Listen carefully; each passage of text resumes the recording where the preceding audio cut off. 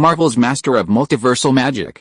Hello again, dear adventurers of the multiverse. Thanks for joining us once more on this epic journey. Remember, this story is pure science fiction from our wild imagination, so don't go trying to summon dragons in your backyard. The rights of this amazing novel belong entirely to its original author. We are only the narrators. Do you want more adventures? Show some love to our YouTube channel with a subscription and a like, and if you want exclusive content, our Patreon is waiting for you with open arms. Chapter 51: The Frenzied Snake Sea. It should be nearby. After searching, George noticed the arrow kept deflecting within 100 meters. He instructed Isaac to keep the plane stealthily hovering in the air, while he jumped out. Found it, hovering above a valley beside the desert. George used binoculars to spot a makeshift military base built against a cave within the valley. Outside the base were piles of shells bearing the Stark Industries logo, and terrorists in simple clothes but armed with various weapons patrolled the area. George didn't immediately attack. Instead, he quietly landed beside the valley under the cover of darkness, found a suitable sniping spot, and took the sniper rifle from his back. He wasn't sure if there were any hidden guards lurking in the corners of the valley besides the visible ones. If he attacked directly, the visible guards would be no match for him, but if hidden guards joined forces to snipe him, he probably wouldn't be able to react in time. It was a pity he didn't yet know the disappearance charm, a high-level spell only learned in advanced students. Otherwise, he could simply disappear without a trace. We need to find a way to make them show themselves. Putting down his sniper rifle, George pondered for a moment, and an idea gradually formed in his mind. Dragon out of the cave, dragon out of the cave, dragon out of the cave. One after another, desert rattlesnakes appeared beside him as George continuously chanted the spell. In the Harry Potter world, the power of magic varies depending on each wizard's mastery of it. The same fire magic might unleash a sea of fire for Dumbledore, while a schoolboy might only manage a single flame. Similarly, the killing curse might be a fatal blow for an adult wizard, while for a novice it might only cause a nosebleed. However, the magical power of wizards in the Harry Potter world is unlimited. If you persist, you can continuously cast spells without running out of magic power. At most, you'll feel some fatigue from casting spells for a long time. After all, even standing there waving your arms for an extended period is exhausting. But with enough perseverance, casting spells for 24 hours straight is not impossible. As for the specific reasons, George, with his current level of magic, couldn't figure them out. He guessed that either the wizarding bloodline could convert external energy into magic, thus granting them an inexhaustible supply of mana, or the wizarding bloodline had an incredibly fast mana regeneration rate, like a mage in a game whose mana regeneration speed was increased 100-fold, meaning their mana would automatically replenish before running out. However, this wasn't his immediate concern.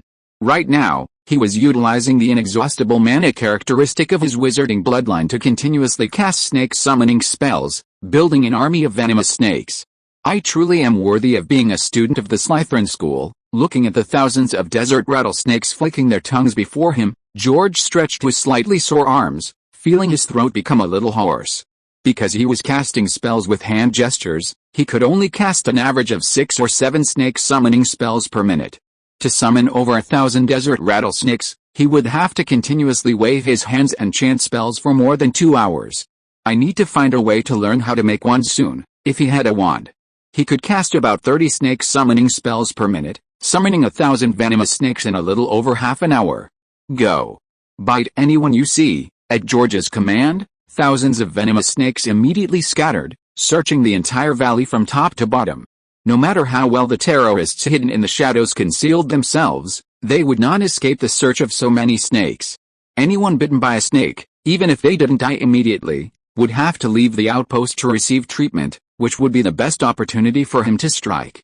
Ah, snakes. Sure enough, not long after, George heard screams coming from all corners of the valley. Although he couldn't understand what the screamers were saying, they were definitely bitten by the venomous snakes he had summoned. Then gunshots rang out, and the guards visible below the valley received a distress call and hurriedly scattered to support the outposts surrounded by snakes. Meanwhile, a low-ranking officer rushed into the base leader's bedroom from inside the cave. "Boss, something bad has happened. One of our brothers outside has been bitten by a snake, idiot. If you're bitten by a snake, just take some medicine and get it treated. It's not like we haven't been bitten before." The bald leader, who had thought the base had been discovered by the army, jumped up from the bed.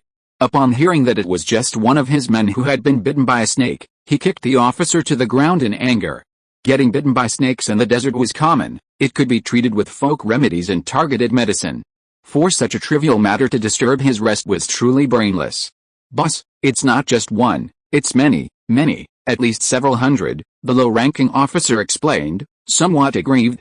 The bald leader froze on the spot. "Several hundred? Are you sure you're not joking? It was normal to have snakes in the desert, but several hundred? Even if you stumbled into a snake pit, you wouldn't have that many." However, he quickly accepted reality.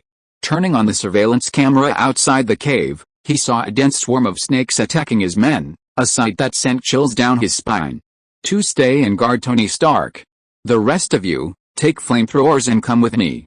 We'll have roasted snakes for breakfast tomorrow." The boss, true to form, quickly devised a strategy despite the initial unease. Using guns against snakes was like using a cannon to kill mosquitoes. You'd miss and get bitten all over. Flamethrowers were far superior. Inside the cave, Tony Stark was also startled by the commotion. He tried to peek through the crack in the door, but was fiercely rebuked by the two guards at the iron gate. 2 months earlier, he had been kidnapped by terrorists while accompanying the military to test his newly developed missile of mass destruction. In the chaos, he was injured by one of his own missiles, and only survived thanks to the rescue of Ethan, a doctor who had also been kidnapped. Through Ethan, he learned that the weapons he had developed to protect the country had become the executioners of innocent lives. He also learned that the reason he hadn't been killed by the terrorists was because they wanted to use him to create the most advanced missiles to rule the world. This drove him to the brink of collapse and suicide. Finally, some words from Ethan awakened him, rekindling his hope to live. He then modified a simplified version of the arc reactor and began designing his first Iron Man suit. "Don't worry, it's probably not targeting us. It seems like they've run into some problems outside." "That's good." Hearing Tony's words, Ethan breathed a sigh of relief. They had already begun working on the parts for the Iron Man suit. If they were discovered, it would truly be a dead end. Outside the cave, watching the Viper gradually disappear under the flamethrower and the sentries being carried into the cave one by one, George silently set up his sniper rifle. "I didn't expect a leader to come out in person. I'll start with you." Chapter 52 Truth and Lies. Bang! A sniper bullet burst forth, arcing through the air under George's magnetic influence, precisely striking the bald leader's temple, killing him instantly. Seeing their leader suddenly blown off his head, the terrorists were stunned, followed by screams and chaos. However, some experienced individuals, judging the sniper's trajectory from the point of attack, unleashed a barrage of fire. Some even pulled out rocket launchers. Luckily, I deflected the bullet's trajectory. George had anticipated this, because bullets travel in arcs. Their assessment of the attack location was completely wrong, leaving him unscathed. Bang! Bang! Bang! Shot after shot, bullets from different directions and angles obliterated the retaliating terrorists. Even hiding behind cover, the outcome remained unchanged. Helpless, the remaining surviving terrorists retreated in terror into the cave. In their eyes, the attackers weren't just one person, but a group. Otherwise, how could bullets have come from all directions? "It's almost time to wrap this up." George put away his sniper rifle, floated to the cave entrance, and then chanted an incantation, pointing towards the cave entrance. Smoke screen. A large amount of thick smoke poured into the cave, instantly obscuring the view inside. He drew his pistol and strolled inside. Based on his assessment, there were probably no more than 10 combat-capable people left in the cave. Bang! Bang! Bang! The pistol fired in rapid succession, bullets arcing through the air and accurately hitting the terrorists hiding in the shadows who were trying to ambush him. The smoke screen could obstruct the terrorists' vision, and it would also obstruct George's vision.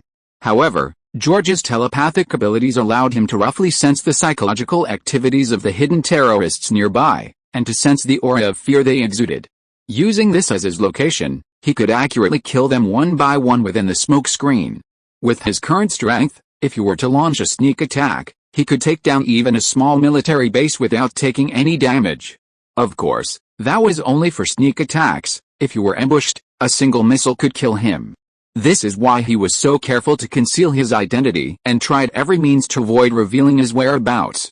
Having lived a normal human life in his previous existence, he was all too familiar with the power of modern weaponry, so even after learning magic, He never underestimated organizations like SHIELD and Hydra. Frankly, he felt that even wizards like Dumbledore and Grindelwald might not survive a direct nuclear explosion. Sorry, as the smoke cleared, George approached the terrorists who had been bitten unconscious by the snakes and pulled the trigger without hesitation. He was a rational person. His experiences after transmigrating taught him that he couldn't have unnecessary sympathy when facing enemies, because that would only harm him in the end. Only dead enemies are good enemies. Walking along the cave to the very end, eliminating the last 2 terrorists guarding the gate, George used a lock-picking spell to open the iron gate and went inside. Don't be nervous, I'm here to rescue you. Those people outside have all been dealt with. Looking at Tony, who was holding a steel arm pointed at him, George tucked his gun into his waistband and said with a smile. Hearing George's words and seeing the 2 guards lying on the ground at the entrance, Tony finally breathed a sigh of relief and put away the mechanical arm he had made that could spray high-pressure flames. He had known something was wrong when he heard the gunshots and screams outside, but he wasn't sure if the people coming were friends or enemies, so he had to be on guard. Did Rhodes send you? I don't know Rhodes. Let's go, we can talk outside first. George finished speaking and walked towards the cave exit first. Tony and Ethan exchanged glances, picked up their belongings, and followed closely behind. As they passed the 2 fallen guards, they even picked up their rifles. However, they were clearly overthinking it. Apart from corpses, they didn't see a single living person along the way. Reaching the cave entrance, seeing the bald leader with a blown-out head, Tony couldn't help but mutter, "Did you really do this all by yourself? One person single-handedly storming into a heavily guarded base by so many terrorists, killing everyone, and emerging unscathed, it was simply too unscientific." However, what he saw next was even more unscientific. Ugrim, Leviosa. George cast a levitation spell, causing the Stark Industries shells and missiles piled up at the entrance to float up one by one, then line them up in order and fly into the cave. He wanted to completely obliterate the cave and everything inside, erasing any trace that might expose him, such as the surveillance cameras inside the cave and the corpses. "Who are you, the magician?" Tony was dumbfounded again at George's magical manipulation. "You can call me George, or you can call me the magician. Now that you mention it, I think I'm quite similar to a magician. Maybe I can make money from that in the future. But for now, we need to get away from here." He got Tony and Ethan into a jeep, and after driving to the limit of his ability, he detonated all the terrorist grenades he had collected. The powerful explosion, along with the shells and missiles, completely destroyed the entire cave, covering up all traces. "Why did you save me, in the desert outside the valley?" Tony, sitting in the passenger seat, asked George. It was hard for Tony not to be curious about George, this enigmatic figure, and also hard not to wonder about George's motives for saving him. "Do you want the truth or a lie?" George asked after parking the car. "What's the lie?" Tony blinked. George chuckled. "The lie is that I think you're a truly brilliant inventor, and if you died here, it would be a great loss to humanity. So, for the sake of all humanity, I came to rescue you." "While I think you're right, it does sound a bit fake." Tony couldn't help but laugh. Escaping the clutches of the terrorist organization, he was generally very happy. "And what's the truth?" "The truth is that after you were kidnapped, Stark Industries' stock plummeted, and I wanted to profit from it, so I came to rescue you," George said directly. He felt it was better to be honest in these matters. Tony Stark wasn't stupid. To cooperate in the future, sincerity was necessary in certain areas to establish a foundation for cooperation. More importantly, this was also a test to see if Tony would shut down the weapons manufacturing division. In the movie, Tony shut down the weapons manufacturing division after returning, causing the stock to plummet again. But this isn't a movie, and Ethan didn't die, so he can't be sure if Tony would do the same thing back home. Bringing this up now is also to confirm it using his psychic abilities and the legilimency spell. Chapter 53. You're a really nice person. I never thought my money would be the one to save me in the end, Tony chuckled self-deprecatingly. Indeed, in others' eyes, he was a war criminal who manufactured weapons, and his weapons had indeed ended up in the hands of these terrorists, so it was only natural. Aside from those with vested interests, who would be kind enough to save a war profiteer like him? Besides money, it seems you don't have anything else worth anyone's attention. However, as far as I know, quite a few people hate you. I remember meeting a brother and sister when I passed through Sokovia. The weapons used in their country's civil war all came from Stark Industries, and their parents were killed by Stark missiles. They said they would never forgive you. George shook his head and said, although this cosmic Quicksilver was dead, and there was probably no Scarlet Witch, it didn't stop him from using this to strike at Tony and strengthen his resolve to shut down the weapons division. They have every right to hate me. I was indeed a self-righteous bastard before. Tony felt a sharp pang in his heart. Ethan, seeing this, comforted him. You still have a chance to make amends. Don't give up. His family had also died at the hands of Stark Industries weapons, but he understood that the fault lay not with the weapons, but with the terrorists who used them. Furthermore, through their interactions, he believed that Tony was inherently good, having been misled and unable to see the truth. Once he regained his senses, with Tony's abilities and wealth, he could certainly influence and help many people. I'm Tony Stark, the most brilliant inventor and entrepreneur. How could I give up? Upon hearing this, Tony immediately hid his guilt, revealing his usual carefree expression as a cover, and said to George, even though it's because of money, I still want to thank you for saving us. For this friendly reminder, I'll be holding a press conference at 5 p.m. the day after tomorrow. Sell all your stocks before then, or you might lose a lot of money. I just realized you're actually quite nice. George looked at Tony with some surprise. He already knew that Tony planned to hold a press conference to close the weapons manufacturing department when he used legitimacy and telepathy. He was surprised that Tony had told him directly, which was clearly giving him money. Because I'm not going to be a bastard anymore, Tony shrugged. That way, maybe we can still be friends in the future. George suddenly sensed something, stopped the jeep, opened the door, and slowly took off. The army looking for you will be here soon. I'm leaving now. If possible, don't tell anyone else about me. The magnetic force allowed him to sense many cars and helicopters approaching in this direction, probably because the explosion had alerted Colonel Rhodes, who had been searching for Tony. This guy can even fly. When I get back, I'm going to get a flying suit too. Tony couldn't help but feel envious as he watched George take off and disappear into a black dot. He decided that when he got back, he would further optimize the blueprints for his first Iron Man suit and add flight capabilities to it. Shortly after George left, Colonel Rhodes arrived with a large number of soldiers and found Tony and Ethan sitting in the jeep. George, who had already returned to the X-Force, had contacted Leon using the special communicator on the fighter jet.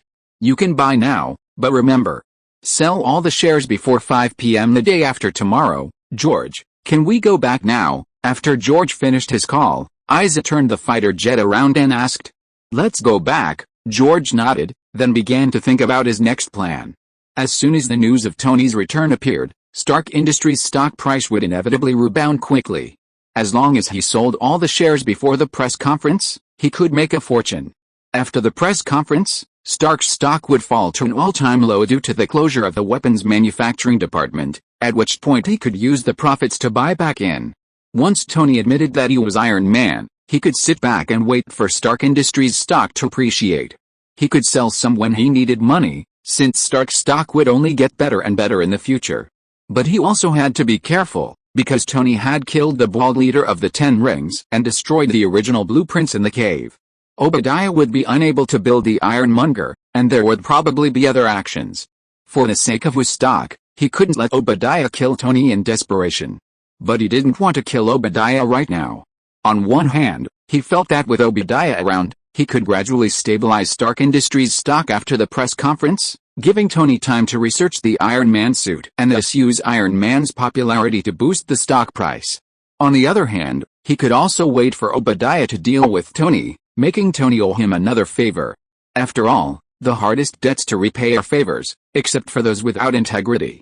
I need someone to keep an eye on him. Looks like I need to hurry up with finding a doctor. He needed to coordinate with his clone's learning and research of magic, so he couldn't keep an eye on Tony Stark every day, and Wolverine was the only one in the base skilled in this area. However, he wasn't comfortable with Wolverine in his current state and needed to help him resolve the toxins in his body as soon as possible. If possible, he could also alleviate Professor X's epilepsy, thus solving the students' learning problems at the same time. He hadn't dared to seek treatment from a doctor before, fearing that the doctor would leak their information afterward, but now that he had a basic understanding of the Oblivion Charm, he could easily erase the doctor's memory afterward.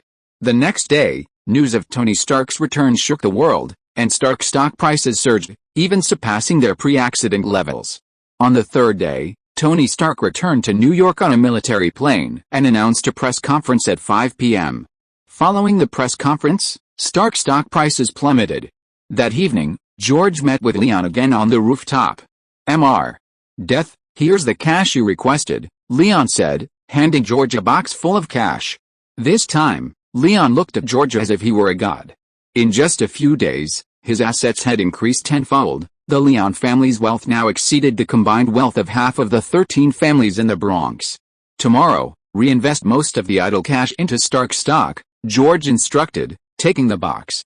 He still didn't explain why, and Leon didn't ask, because Leon now completely accepted George's words as gospel. Oh, and by any means necessary, find me a few of the best neurosurgeons and neurologists, and bring them to the rooftop tomorrow night. I need them, before leaving. He entrusted the task of finding doctors to Leon. As one of the 13 families, a true local power, finding doctors was a piece of cake for him. Don't worry, all the best doctors in New York will be here for you to choose from tomorrow, Leon assured him, patting his chest. Chapter 54 Stephen Strange's Kidnapping. What did you say your name was? The next day on the rooftop, George looked at the tall man in a suit in front of him with a surprised expression. The man arrogantly straightened his clothes and replied, Stephen Strange, I'm warning you, this is kidnapping. What you're doing is illegal, and I will definitely have a lawyer sue you. Is this guy going to be the future Doctor Strange? George looked at Leon beside him and asked, what's going on? We've offered other doctors more money, and they're willing to come, but this guy won't come no matter how much we offer, even though he's currently recognized as the best neurologist in New York. So, we forcibly kidnapped him. Leon pulled out a pistol and pressed it against Stephen's forehead. Kid, I advise you to watch your mouth. I know you have a girlfriend named Christine Palmer. You don't want her to get hit by a car one day, do you? Okay. I'll be careful, just don't hurt her. Stephen's face showed anger upon hearing this, but for his girlfriend's safety, he had no choice but to hold back. It really is Doctor Strange? George raised an eyebrow. Same name, same profession, even the same girlfriend. It couldn't be wrong. He only remembered that Doctor Strange was a famous doctor, but he didn't know the other was a neurologist. But it wasn't a big deal. The other became Doctor Strange 6 or 7 years later. Now he was just an ordinary person. He wasn't going to kill him, he just wanted the other to help him heal. He figured it wouldn't attract the attention of that old codger, the Ancient One. Leon, put down your gun. Don't be rude to Mr. Strange. Waving for Leon to step back, George stepped forward and smiled at Stephen and the group of doctors. Don't worry, as long as you do a good job for me, I promise your payment will be no less, and may even be more. And I assure you, you and your families will be safe and will not be harmed in any way. The doctors looked at George wearing the Grim Reaper mask and almost simultaneously swallowed hard. Some of the doctors already regretted taking the job for the money. But Stephen had just set an example for them. They all had families, and now they didn't dare to object. They could only nod and smile obsequiously. Alright, since everyone agrees, let's set off now. George wasted no more time, casting a levitation spell on each person and then manipulating thin steel cables to bind them together, lifting them up. Stephen and the doctors felt as if they were weightless, being pulled into the air by George, their eyes wide with shock, almost screaming out loud. These materialists simply couldn't comprehend the miraculous phenomenon unfolding before them. Just as they were about to faint from the shock of rising so high, they suddenly found themselves inside a fighter jet. It turned out that Isa had been hiding in the clouds above the rooftop in her X-Fighter to pick up the doctors. Who exactly are you? Sitting inside the X-Fighter, Stephen looked at George with wary eyes. If before he had only thought of him as a gangster asking him to treat some important figure in the gang, the miraculous experience he had just had completely overturned his previous assumptions. He felt that he might have been caught up in some serious incident, and if things went wrong, he might be killed to silence him afterward. Don't worry, you'll find out who I am in a moment. No matter the outcome, I won't hurt you, George smiled, offering no further explanation. He naturally wouldn't harm Stephen and the doctors, but after healing Professor X and Wolverine, their memories would definitely need to be erased. The X-Fighter was fast, and they soon returned to the mutant school. George led Stephen and the other doctors to the medical room in the underground base, pointing to Professor X and Wolverine who were already waiting there, and introduced them. Professor X and Wolverine, you should have heard of them, right? Even if they hadn't seen them in person, the X-Men comics were still bestsellers worldwide, so they should have at least heard of them. I always thought mutants were just fictional beings. Stephen and the doctors looked surprised as they watched Wolverine slowly extend his adamantium claws. Stephen and the doctors were ordinary people. If they hadn't witnessed things firsthand, under the deliberate guidance of the government and media, they could easily have doubted some of the rumors they had heard. Just like as a modern person, you've heard many legends, like the Dragon Fall incident, the Kunlun Mountain Hellgate incident, and various supernatural events that older generations have witnessed. But apart from a very few who would believe it, most normal people don't really think it's true. Even if some fellow cultivator were to undergo a tribulation of lightning high in the sky above the city, unless you see it with your own eyes, even if you see a video, you'd subconsciously think it's just a computer-generated image. Sometimes, even seeing something with your own eyes, you might not believe it, thinking it's a hallucination from eating mushrooms, or a mirage. If the government wants to deliberately cover something up, ordinary people will never know the truth in their lifetime. These doctors are highly educated, staunch materialists. If they hadn't seen Professor X and Wolverine with their own eyes, they wouldn't believe that mutants with superpowers really exist in the world. I'll explain their condition, and then you can discuss and come up with a treatment plan. George briefly explained Professor X and Wolverine's symptoms and brought out the virus samples that suppressed mutant genes, which he had brought from the Genetic Modification Research Institute. After Stephen and the doctors understood the general situation, they first used the medical equipment in the basement to examine the professor and Wolverine, then tested the virus samples before beginning to study treatment plans. At this moment, Stephen and the doctors were not only motivated by money and their own safety, but also by a great interest in the existence of mutants and their illnesses. After all, opportunities like this were rare. Seeing this, George didn't disturb them further and returned to his dormitory to continue studying and researching magic with his clone. That evening, Stephen, on behalf of the doctors, made a request to George. First, while your equipment is quite good, some of it is outdated. Here's a list. Please procure some new equipment as soon as possible. Second, our examination has concluded that Mr. Logan's current symptoms are not primarily due to the toxins produced by the adamantium alloy, but rather because the viruses that suppress mutant genes are suppressing his healing abilities. Once we formulate an antidote based on those virus samples to restore his healing abilities, the toxins from the adamantium alloy can be easily neutralized by his powerful healing power. Even Mr. Charles's loss of control over his abilities, as you mentioned, is also affected by the virus, not entirely due to epilepsy. Finally, Mr. Logan's problem is easily solved, but Mr. Charles's is more complicated. I can tell you definitively that even if the toxins in his body are removed, due to the long-term damage to his brain, his epilepsy cannot be completely cured. He will require a long period of rest and recuperation. Furthermore, it's best if he doesn't continue to use his abilities. He's not Mr. Logan, his body is that of an ordinary old man, and he can no longer withstand the backlash from his abilities. If you are listening to this novel on a channel other than Fanfic World, it means it was downloaded and re-uploaded without effort. We warmly invite you to visit our channel, Fanfic World. There you will find the original version of this story and many other novels of various genres. We look forward to seeing you dive into a world of incredible novels. Chapter 55 Peak Wolverine. The equipment is fine, it'll arrive first thing tomorrow morning. So, based on your diagnosis, how long will it take to recover? Hearing Stephen's diagnosis, George wasn't particularly disappointed. While the professor's inability to use his powers was somewhat regrettable, it wasn't necessarily a bad thing. If the professor could freely use his powers, returning to his peak level 4 mutant form, capable of killing most Earthlings with his brainwave amplifier, their safety would indeed be guaranteed, but it would also be limited. Professor X, for all humans and mutants on Earth, was undoubtedly a good person. He prevented the Cuban Missile Crisis, established mutant schools, and provided a path forward for lost mutant children. He hadn't restricted the children's freedom as adults, preventing them from becoming killing machines. However, in George's view, he was too idealistic, too naively believing in the inherent goodness of humanity, always wanting to resolve the conflict between mutants and humans peacefully. He was very stubborn in some ways. Different ideologies would lead to disagreements in the future. Who would have the final say then, himself or Professor X? Although his current body is a mutant experimental subject, he doesn't have any concept of mutant versus human. In his mind, There's only the distinction between friend and foe. Those on his side are united, those on the foe are eliminated. It's that simple. There's no need to differentiate.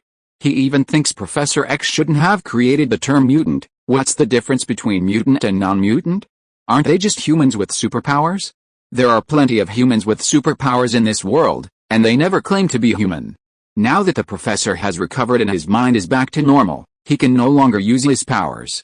He can now honestly teach the mutant children, helping them develop their abilities. He can leave less important tasks to the growing children, allowing him to focus on magic. If your equipment is available, Mr. Logan should be able to clear the toxins in about 3 days. Mr. Charles will take a little longer, probably close to a month, Stephen replied after a rough calculation. George nodded. Okay, once you've healed the professor, I'll let you go back as promised. Hearing George's assurance, Stephen breathed a slight sigh of relief. He didn't trust George, but through years of reading comics, he still had some confidence in the professor's character. If the professor had truly led the X-Men to save humanity multiple times, as depicted in the comics, he shouldn't harm them. 3 days later, in the treatment room, Wolverine sat up from the treatment pod and nimbly jumped down. At this moment, Wolverine was no longer the white-haired, scarred old wolf, but had returned to his former muscular, peak form self.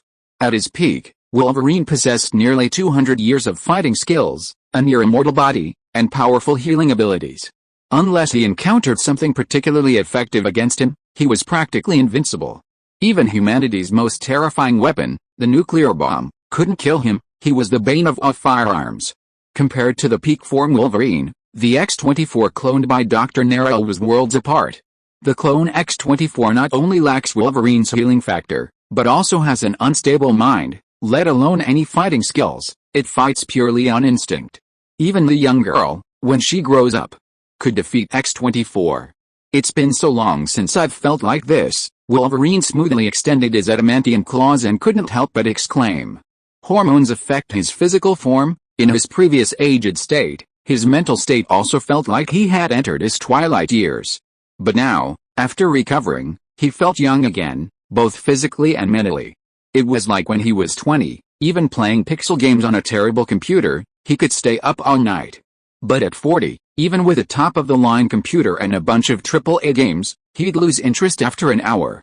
It was like when he was 20, he could have sex with his wife 7 times a night without a problem, but at 40, he'd avoid her if possible, and even once was somewhat impossible. Logan, I need you to secretly monitor someone for me. Seeing that Wolverine had completely recovered to his peak, George told him about what he had been doing recently and his surveillance plan for Tony. Unlike Professor X, Wolverine isn't as idealistic. He's ruthless when it comes to killing, and in some ways, he's actually quite similar to George. Don't intervene unless there's a specific danger. Notify me immediately if anything happens. I know.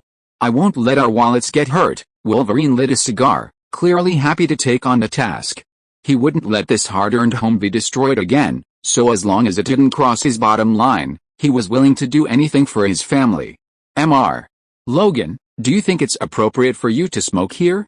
Should I get you another ashtray? Stephen, who was adjusting the equipment, immediately reprimanded Wolverine for smoking a cigar in the treatment room after he came down from the equipment. He wasn't a good-tempered person. He was already somewhat unhappy about being forcibly brought here, but he didn't dare confront George for his girlfriend's safety. However, he wasn't so kind to others. Excuse me, Dr. Stephen. Wolverine immediately stubbed out a lit cigar in his hand. He was quite tolerant of the doctor who had cured him, and besides, smoking cigars here was really inappropriate, especially since the professor was undergoing treatment in another machine. 3 weeks later, the toxins in Professor X's body were completely cleared, and after a highly complex brain surgery, his epilepsy symptoms were greatly relieved. He would only need to take medication regularly to live like a normal elderly person. It must be said, Stephen's medical skills were indeed excellent. George, as agreed, gave Stephen and the doctors a generous reward and sent them back to the city. Don't worry, we absolutely won't tell anyone about what happened this month. Stephen and the doctors swore together on the rooftop of a building after being set down by George. During this time, most of them had felt sympathy for the professor and the mutant children, and having received a substantial reward, they genuinely intended to keep the matter a secret. However, George shook his head. I'm sorry, although I really want to believe you, For the children's safety, I still need to take precautions. Waving his hands, he began rapidly casting a series of spells on Stephen and the doctors. Forget everything, oaths and promises are unreliable to most people. He believed that under normal circumstances, these doctors might indeed keep things confidential for them, but if someone held a gun to their necks, or to the necks of their family members, could they still keep it a secret? So the safest way was to kill them all, but he wasn't the kind of person who truly had no bottom line, so the Oblivion Curse was the best choice. Chapter 56, A Large Number of Mutant Clones. Meanwhile, at the headquarters of Arclay Genetics, Sander Rice looked at the strong bodies filled with instruments in the glass containers, along with his latest experimental data, and couldn't help but burst into laughter. I knew I could do it. Before long, I'll be the ruler of this world, all nations will submit to me, and I will become the sole king of Earth. His previous mission to hunt down the escaped mutant children with X-24 had failed, but by collecting the relevant data, he had further refined his experiments on mutant cloning. After 3 or 4 months of research, in addition to creating many new Wolverine clones, he had also made new breakthroughs in replicating other mutant clones. Give him another month or two, and perhaps he could even replicate Professor X, Magneto, Phoenix, and Cyclops. However, simple tests showed that these clones were far weaker than the originals. Of course, he knew that even if he created the corresponding clones, their strength would never reach the level of the originals, but even 20–30% would not be underestimated. Especially since he's focusing on quantity, in a few more years, he could replicate an entire army of clone mutants, then remotely control them by computer. Conquering a country wouldn't be too difficult. A single level 3 Magneto clone might not be that strong, but wouldn't 1,000 level 3 Magneto clones have a chance to go toe-to-toe with Magneto? Although it's just a beginning now, it's already a prospect, a direction to move forward. If things go smoothly in the future, it might not be impossible. When that time comes, no country will be his match. If George were here, he would definitely tell him that he's too naive. The world is far more complex than he thinks. Summon Donald over here. After organizing the experimental data, he seemed to remember something and picked up the communicator to call over Commander Donald of the base. How is it going? Have you found any trace of those failed experiments? We don't have a precise location yet, but we've confirmed they're in New York. Although they kept changing vehicles on the road, according to our tracking experts, they finally entered New York City and haven't come out since. They're probably hiding in some secret place, Commander Donald reported. During this period, he had focused his energy primarily on finding Wolverine and Subject 757 and his group, eager to avenge his humiliation at the border factory. Unfortunately, the trail went cold in New York. It seemed the other side had ceased activity upon entering the city. The clones will need to be collected through combat experience, and those failed attempts must be disposed of. Once I've perfected the cloning technology, I'll create a clone of Caliban. Using Caliban's ability to track mutants, I can quickly find their trail. But if you fail again this time, you won't need to come back, Dr. Rice said coldly. Donald immediately broke out in a cold sweat, knowing his boss meant it. Rest assured, this time I will bring back all their bodies for you, including Wolverine and Professor X. Good, you don't need to waste your energy searching for now. I'll let you know once I've prepared the precious clone. Dr. Rice waved his hand, dismissing Donald. He felt he was far superior to all the scientists who had ever researched mutants throughout history. Dr. Trask and General Stryker were only fit to carry his shoes.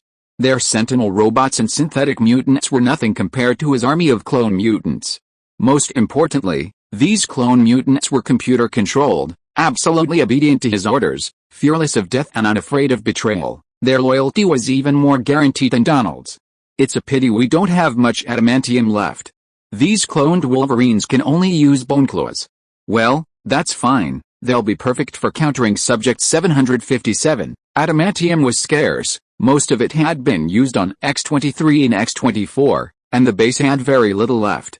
Therefore, these later Wolverine clones all used the original bone claws. And bone claws were immune to Subject 757's magnetic resistance.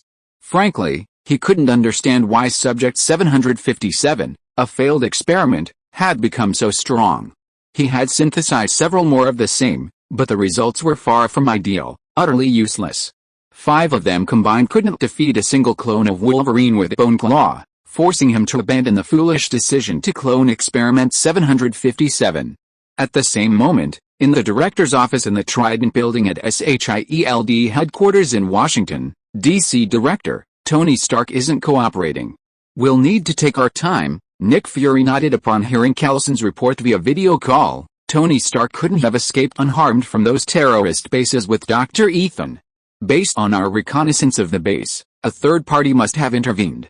Your current task, besides finding out who hired those terrorists to attack Tony Stark, is to also find out who the third-party force that rescued him is." "Understood, Director." After Callson hung up the video call, Nick Fury picked up another file folder and began to read.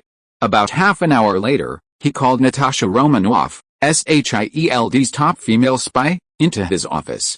"Based on our investigations over the years, we've confirmed that the disappearance of mutants is closely related to arcade genetics. Furthermore, recent intelligence suggests they may be using mutant genes to create artificial mutant weapons. I want you to infiltrate their base, find out their true purpose, and ideally obtain their experimental data as evidence to facilitate our intervention." Arcade Genetics is a global company with connections to high-ranking officials in many countries.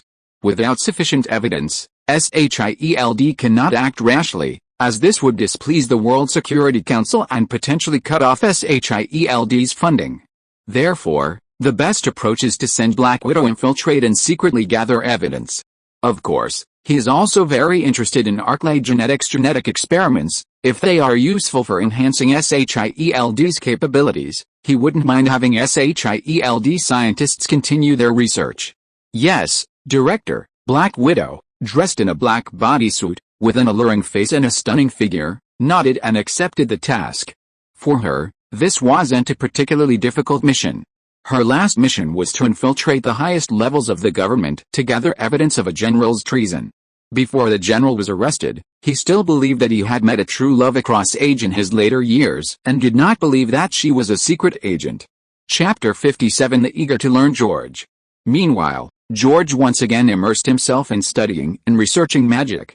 With Wolverine watching over Tony Stark, things weren't too bad, and Tony Stark wasn't stupid. He wouldn't be so easily killed by Obadiah.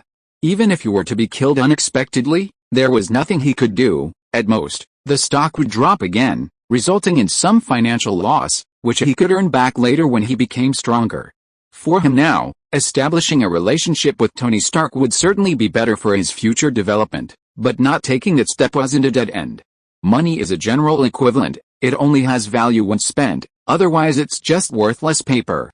Even if Stark Industries' stock plummeted, its size meant the stock could still generate a considerable amount of money, enough for them to live on for 7 or 8 years. By then, he would have already mastered the Muggle shielding charm and the loyal charm, and wouldn't need to worry about safety at the school. Therefore, focusing his energy on magic was the most important thing. Everything else was secondary. At Hogwarts Castle, in Charms class, Professor Flitwick was instructing students on the essentials of the levitation charm. "Never forget that subtle wrist movement we've been practicing, a flick and a shake. Remember, a flick and a shake. Pronouncing the spell accurately is also crucial. Don't forget the wizard Baltheo," he said instead of F, and found himself lying on the floor with a bison standing on his chest. "That's not bad, though. With a skill, we'll never lack beef again." George inwardly scoffed at Professor Flitwick's example. In fact, he was only scoffing. Based on his newly acquired magical knowledge, he knew the bison didn't appear out of thin air. It was either a nearby bison that was moved, or something like a transfiguration spell. Magic is indeed wondrous, but it follows its own rules and isn't omnipotent. At least, conjuring food and water out of thin air is impossible.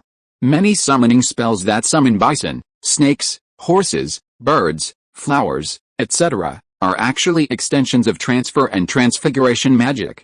If it's a transfer spell, things that don't exist nearby can't be transferred. For example, if you're in a desert, even if you say "is" instead of F 100 times, no bison will appear.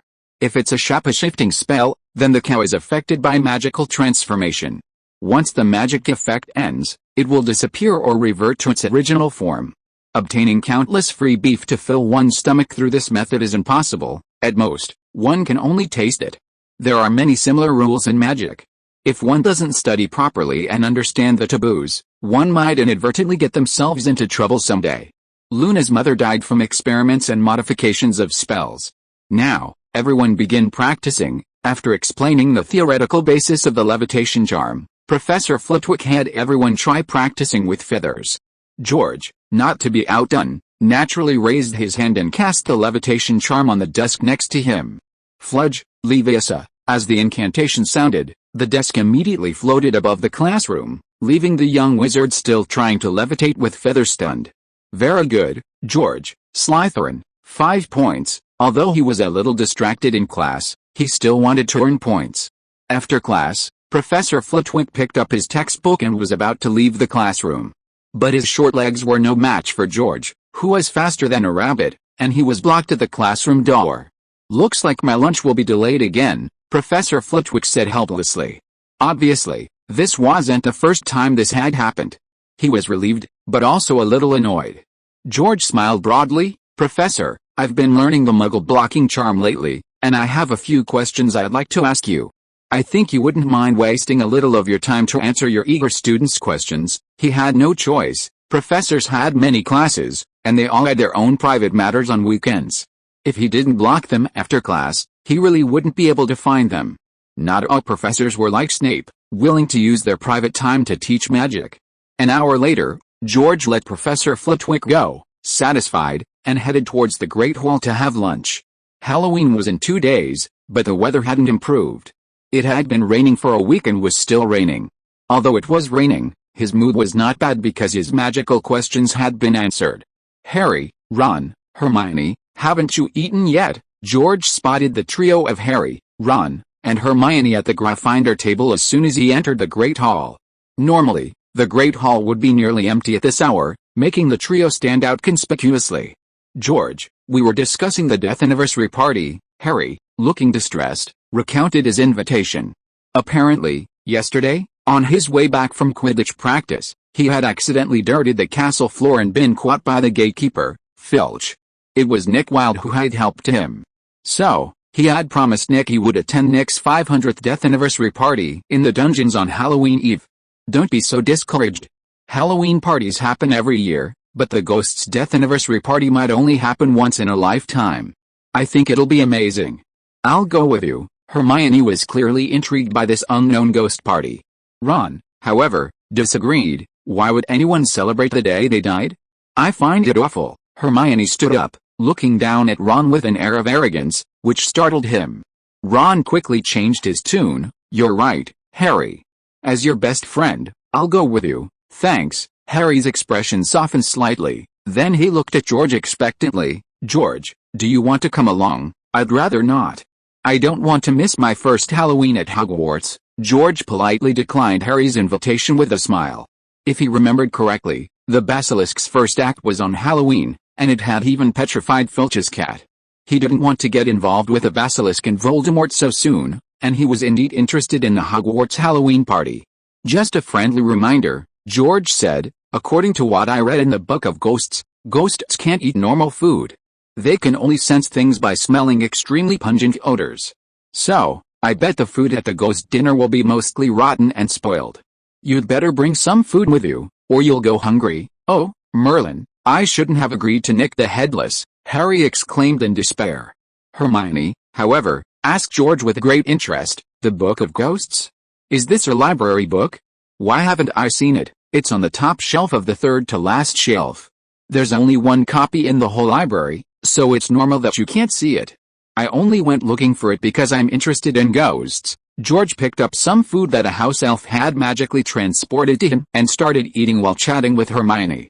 He wasn't just looking for books about ghosts out of interest, he was thinking that if his lifespan ended or he were accidentally killed, he might have a chance to transform into a ghost to survive and then try to resurrect himself.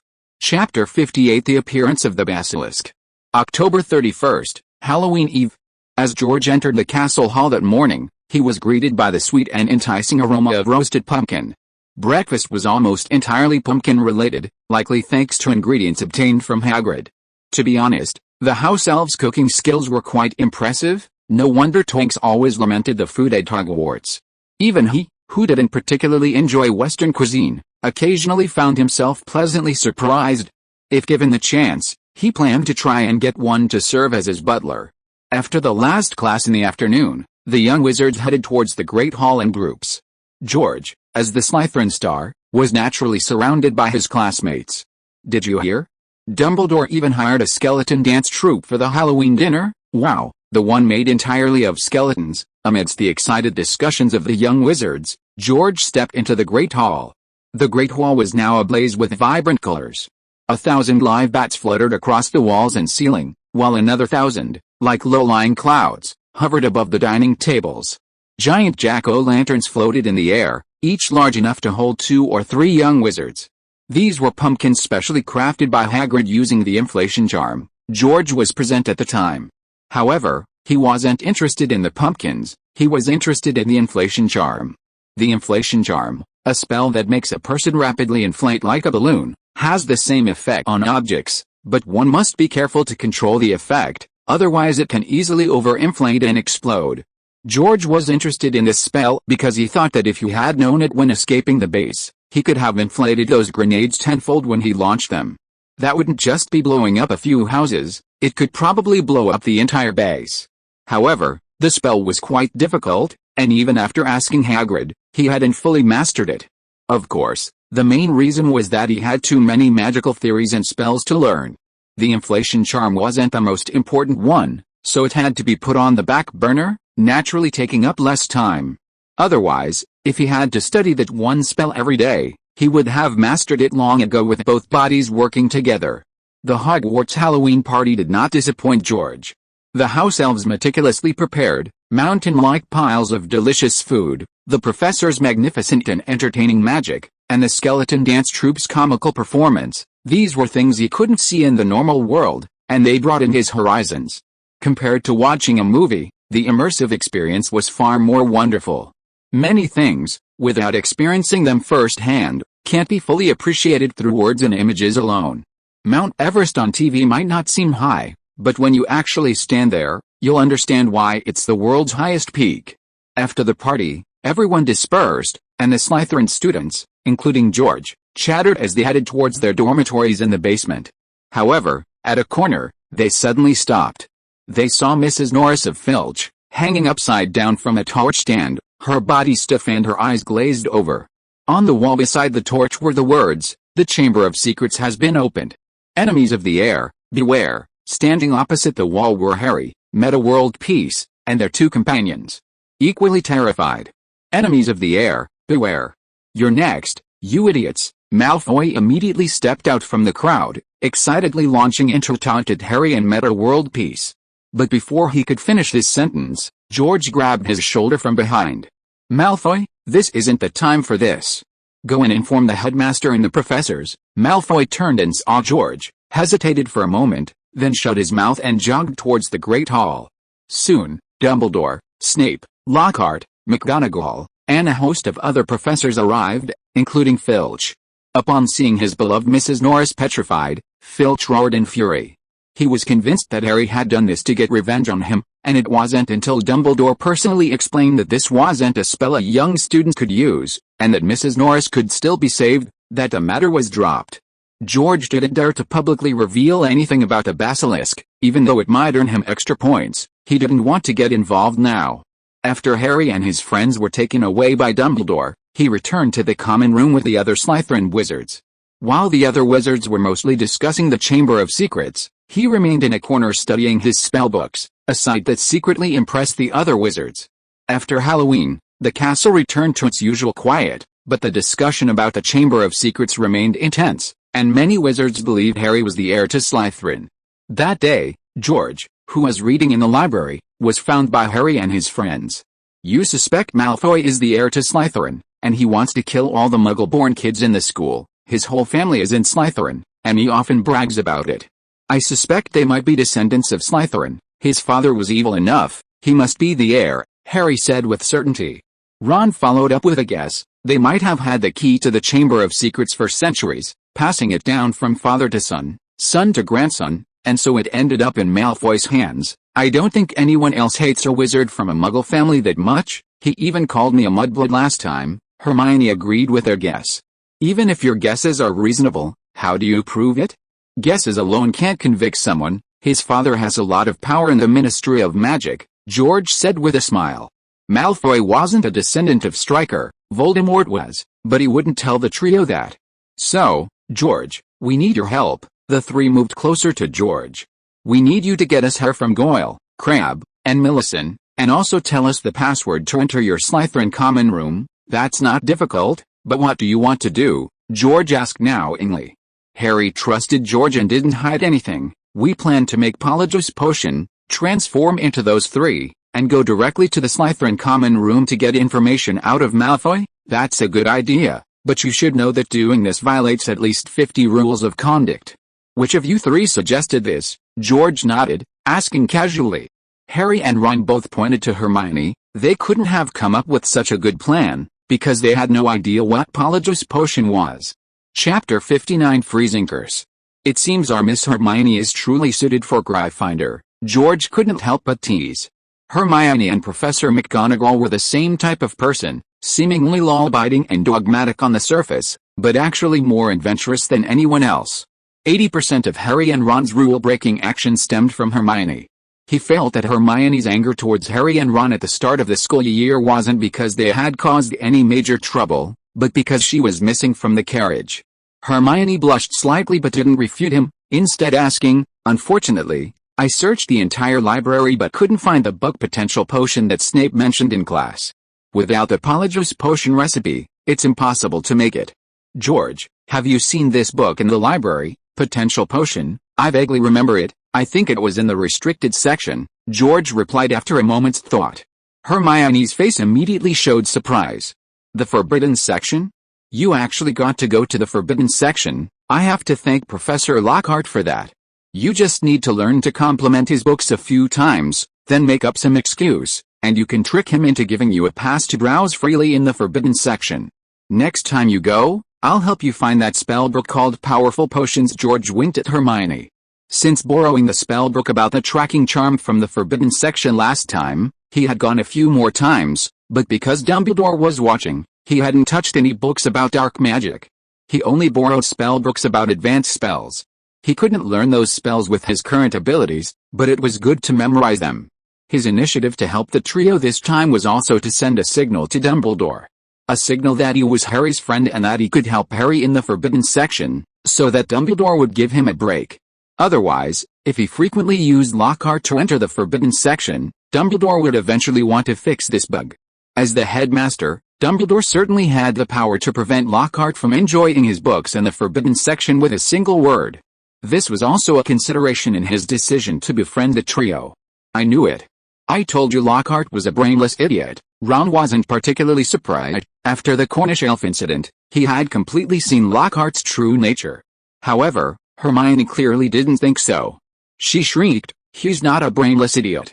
I checked, everything he wrote in his books is true. Come on, I think it's because he said you were the best student in your second year." "Alright, I'll help, but there's a condition." George interrupted their argument. "I heard that in defense against the dark arts class, you easily immobilized a group of Cornish elves with a freezing charm. I've been studying freezing charms lately. I wonder if we'll have the chance to exchange ideas." The freezing charm is a ranged binding spell, very effective against weaker creatures, but ineffective against stronger ones.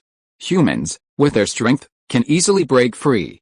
George's interest in the spell wasn't based on that aspect, but rather on its special effect. The freezing charm could affect modern technological devices.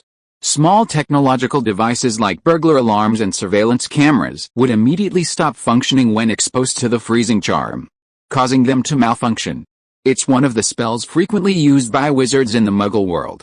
If he used this spell on Iron Man, the arc reactor within him could be affected, potentially crippling Iron Man's suit. "No problem, I'll teach you all the techniques for casting the freezing charm." Hermione, here and George, the star of Slytherin, asked her for help with spells, immediately raised her chin proudly. She loved being a teacher. Especially since George spoke so politely, unlike Ron, that idiot who would get angry and mock her for trying to teach her. Pervert. Harry and Ron exchanged a glance, the same thoughts simultaneously forming in their minds. The freezing charm is the most difficult spell to learn in second year, and it won't be taught until the next semester. Hermione's early acquisition of it is already quite remarkable, and George, who's only been in first year for a few months, has already started learning it too. Clearly, the world of academic geniuses is beyond their comprehension. The next day, George used Lockhart's permission slip to enter the forbidden area and obtain the potential potions book, which he then gave to Hermione. However, before handing it over, he had already copied all the potion recipes from the entire book onto the computer using Marvel's own computer, for later use. Even Dumbledore probably wouldn't believe that in just a few hours from lending it out to giving it to Hermione, he had copied all the potion recipes from the book. The trio, now with a Polyjuice potion recipe, began trying to gather the precious herbs needed for Hermione, the potion's genius, to brew the Polyjuice potion. Polyjuice potion is a very high-end potion, requiring about a month to successfully brew. George didn't concern himself with this further, instead continuing to devote himself entirely to his magical studies. Time quickly passed to the end of November, the most anticipated time for the young wizards of Hogwarts. It was the annual Quidditch match between the four houses, a crucial event at Hogwarts Castle. Each victory in Quidditch significantly boosted their house's score. Saturday marked the start of the first Quidditch match, Slytherin versus Gryffindor. At breakfast, the atmosphere at the Gryffindor table was tense, as they knew the difficulty of the match. Except for Harry's Nimbus 2000, all their broomsticks were far slower than Slytherin's overall Nimbus 2001. Conversely, the atmosphere on the Slytherin side was very lively, as they were very confident of victory, a confidence largely stemming from George's performance in several practice sessions. "George, do we really have to do this?" Slytherin's captain, Flint, asked hesitantly. George, sipping his pumpkin porridge, replied, "I've already spoken to the headmaster, and he agreed. Since we're 100% sure we'll win, we can't let anyone gossip about Slytherin. We need to let them know that we Slytherin truly won this match through sheer strength. That's the kind of spirit Slytherin should have." "Alright, then we'll do as you say. But if we lose, you'll take full responsibility." Flint nodded through gritted teeth. Although he felt George's approach was unnecessary, competitions are about skill, even fouls are acceptable as long as it leads to victory. Since the headmaster had agreed, he had no objections. "So, you don't believe in my abilities?" George glanced up at Flint, whose face immediately stiffened. He then forced a smile and said, "Of course not. How could I not believe in your abilities?" George was the headmaster's favorite student, and whether the Slytherin team could win consecutive championships and achieve honors before graduation depended on George. He couldn't afford to offend him. Chapter 60 Gentleman Sword George. It was almost 11 o'clock when the entire school, including teachers and students, began heading to the Quidditch pitch. Passing the Gryffindor team, George said to Harry, "Don't worry so much. To be fair, I've already suggested to the headmaster that, except for Malfoy using Nimbus 2001, we'll all use our old broomsticks." Indeed, that was exactly what Flint had just told him. For him, if he won with the Nimbus 2001, people would think it was because his broomstick was better than the others, which wouldn't be conducive to his plan to enhance his reputation. However, to outsiders, he would only appear upright and of high moral character. In reality, though, he was even more ruthless than Flint. This decision was based on his absolute certainty of winning. Not only because of his physical abilities and absolute control over his broomstick, but more importantly, because he could influence the Golden Snitch at any time if he wanted.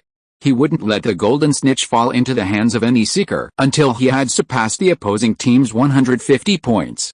So when the match ended and by what score was entirely up to him. If Flint and Malfoy were truly villains, their evil was obvious to everyone, easily seen through. Those were the typical Slytherin traits. Then George was a particularly well-disguised hypocrite, presenting a positive image to everyone while secretly resorting to any means to achieve his goals. In this respect, he was honestly quite similar to young Voldemort. Sometimes he even considered giving himself the nickname Gentleman Sword George. However, he wasn't as extreme, and the education he received in his previous life meant that even though he was ruthless, he still had some bottom lines. He believed that there were no purely good people in the world, and very few purely evil people either. To live a better life, he was willing to lean a little towards the bad side. "Thank you, George." Hearing George's words, Harry immediately perked up, and Wood and the other Gryffindor team members jumped up excitedly, their eyes filled with admiration as they looked at George. If, before, aside from Harry, Ginny, and Colin, the other Gryffindors only didn't dislike George's opening remarks, now they quite liked him. "The most important thing in a competition is fairness," George said without batting an eye. To be honest, he wasn't really cheating, the rules only said no magic, not superpowers. The Quidditch pitch was packed with students and teachers from the four houses, wizards from Hogsmeade, and invited wizards from the Ministry of Magic. Among them was Ludo Bagman, the current director of magical sports. Is this first-year wizard named George really as good as you say? He had come specifically because Hooch had told him that Hogwarts had produced a genius player who could elevate the British Quidditch team.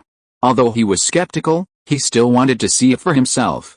If the British Quidditch team didn't perform well and failed to place in the World Quidditch Cup, his position as director of magical sports probably wouldn't last many more years. Of course, just you wait and see, Bagman. Madam Hooch waved confidently at Ludo, then walked down from the stands and into the center of the pitch. She had watched Slytherin train and was full of confidence in George's abilities. Amidst the enthusiastic applause of the surrounding young wizards, the captains of the two teams shook hands, and then both took off simultaneously, officially beginning the match. Wait, am I seeing things? Except for Malfoy, the entire Slytherin team has given up using Nimbus 2001. As soon as the match started, the commentator, Lee Jordan, was surprised to notice the unusual flying broomsticks of the striker team. The fact that the entire striker team was using Nimbus 2001 had caused quite a stir at Hogwarts for a while. Snape, this isn't like your team style, and you rarely stand here with me to watch matches. McGonagall, who was monitoring Lee Jordan's commentary, looked at Snape standing next to her with some surprise. As a Quidditch enthusiast and once Hogwarts' most talented seeker in Gryffindor, she suffered a concussion and several broken ribs after falling from her flying broomstick during a game in her 7th year due to a foul by the Strillin team. Therefore, she desperately hoped Slytherin would suffer a crushing defeat. This was George's suggestion. He felt that if we Slytherin were to win, we had to win fair and square, Snape replied without looking up. McGonagall, upon hearing this, showed a rare gentle smile. George is indeed a good boy. Just for his fairness, I give Slytherin 10 points. So it was George from the Slytherin team who made the suggestion, hoping to play fairly against the other three houses. It seems the Slytherin team isn't also fond of cheating and fouling, Lee Jordan immediately explained into the microphone after hearing Snape and McGonagall's conversation. Then he received a simultaneous slap on the head from both headmasters. That last sentence was a joke. Let's focus on the game. Oh, Slytherin's George got a ball first, his flying broomstick narrowly dodging all the Gryffindor players' attempts to stop him. And then it's in. What a beautiful goal. Oh, and it's in again. Still George. He's volleying from his broomstick with one hand and shooting with his foot. It's George again, this time a curved shot from his broomstick. Still George. With George's various fancy goals, the Gryffindor players were stunned, while the Slytherin wizards in the stands were shouting themselves hoarse. 100 points, 20-20. 50 points left to finish. George looked at the scoreboard and thought to himself. So far, apart from controlling the flying broomstick, he really hadn't cheated much, even letting Gryffindor win twice to avoid being completely humiliated. There was no way around it, his physical advantage was too obvious, and with the flying broomstick, it was almost impossible to steal the ball or be stopped by the opposing players. Moreover, the golden snitch was indeed difficult to catch. Even without his intervention, Harry and Malfoy hadn't caught him yet. However, just as George was about to continue scoring points, an unexpected incident occurred. The black flying ball, as if under control, began to attack Harry frantically. Is Dobby the house elf up to something? He knew that it was Dobby, the Malfoy family's house elf, deliberately using magic to control the flying ball to attack Harry so that he wouldn't be seriously injured and killed by the basilisk. Chapter 61 George is too fierce. Someone tampered with that ball. It wouldn't let Harry go. It didn't chase anyone else at all during the entire match. It must be Malfoy from Slytherin who sabotaged it, trying to catch the golden snitch using such despicable means. To protect Harry, all the Gryffindor players surrounded him, landing on the ground and repeatedly knocking the bouncing ball away. The twins angrily speculated. The chaser, Arius Spinnet, looked at Captain Wood. Oliver, you can't leave Harry to deal with that thing alone. Shall we stop the match and request an investigation? Wood hesitated upon hearing this. Harry shouted excitedly, if we stop now, we'll be disqualified. We can't lose to Slytherin because of a crazy blink Bob. They're already 100 points ahead, and only if I catch the golden snitch can we win this match. Hurry, Oliver, get them away. I can't catch the golden snitch with you guys around. No need, George said, if we both file for investigation, you won't be disqualified. Just then, a familiar voice came from above. It was George. After seeing what was happening on the Gryffindor side, the Slytherin team had been watching the spectacle, since it wouldn't hurt them. George had gone to persuade Flint to agree to file for investigation as well. The reason was simple: he told Flint that they were almost certain to win, but if they won because of the Blink Bob attacking Harry, people would think they had rigged the game, which would be a disgusting victory. "George, you're such a good person." Wood looked at George, his eyes filled with emotion. George was indeed different from the average Slytherin. Lady Hooch noticed the commotion and quickly approached. Because both sides had jointly requested an investigation into the blinker, the game was paused. Snape and McGonagall, as the heads of the house, examined the blinker, and the results were clear: someone had indeed used powerful magic to control it. However, this kind of magic controlling the blinker was beyond the capabilities of junior wizards in the school, so it was confirmed that it wasn't the Slytherin team. This was rare in Hogwarts history. To allow the game to continue, the two heads of the house announced that the blinker itself was faulty and replaced it with a new one. They also asked Dumbledore to help monitor the entire field to prevent any further incidents. With Dumbledore personally overseeing the game, Dobby, hiding in the shadows, naturally dared not make a move, and the game resumed its intense competition. At 4 o'clock in the afternoon, after a full 3 hours of play, Harry finally prevailed, catching the golden snitch before Malfoy could, scoring 150 points for the Gryffindor team and ending the game. However, when he saw the score on the scoreboard, he was stunned. The score between Slytherin and Gryffindor was 400-200. That meant that, excluding his 150 points, Gryffindor was trailing by a full 350 points. Congratulations to Harry Potter for catching the golden snitch. He scored 150 points for Gryffindor, but unfortunately, the winner of this match is Slytherin, because their George scored 30 goals alone. Commentator Lee Jordan announced the result with regret. As a Gryffindor himself, he naturally hoped for a Gryffindor victory, but George from Slytherin was simply too formidable. The Gryffindor team couldn't stop him from scoring. After the match, George returned to Hogwarts Castle surrounded by all the Slytherin wizards. Slytherin's victory this time was entirely due to George. Otherwise, if Harry had caught a golden snitch, they wouldn't have been able to win. After dealing with everyone, George quietly took his spellbook to the Black Lake. Winning Quidditch matches was merely a means to boost his popularity and reputation, facilitating his activities at school and paving the way for his life after graduation. But these were all convenient supplements, not true power. Like Lockhart, who schemed to increase his fame, he was simply waiting to be killed when faced with real danger. True power lay with figures like Dumbledore, Voldemort, and Grindelwald. That was his ambition. However, his precious time studying magic was soon interrupted.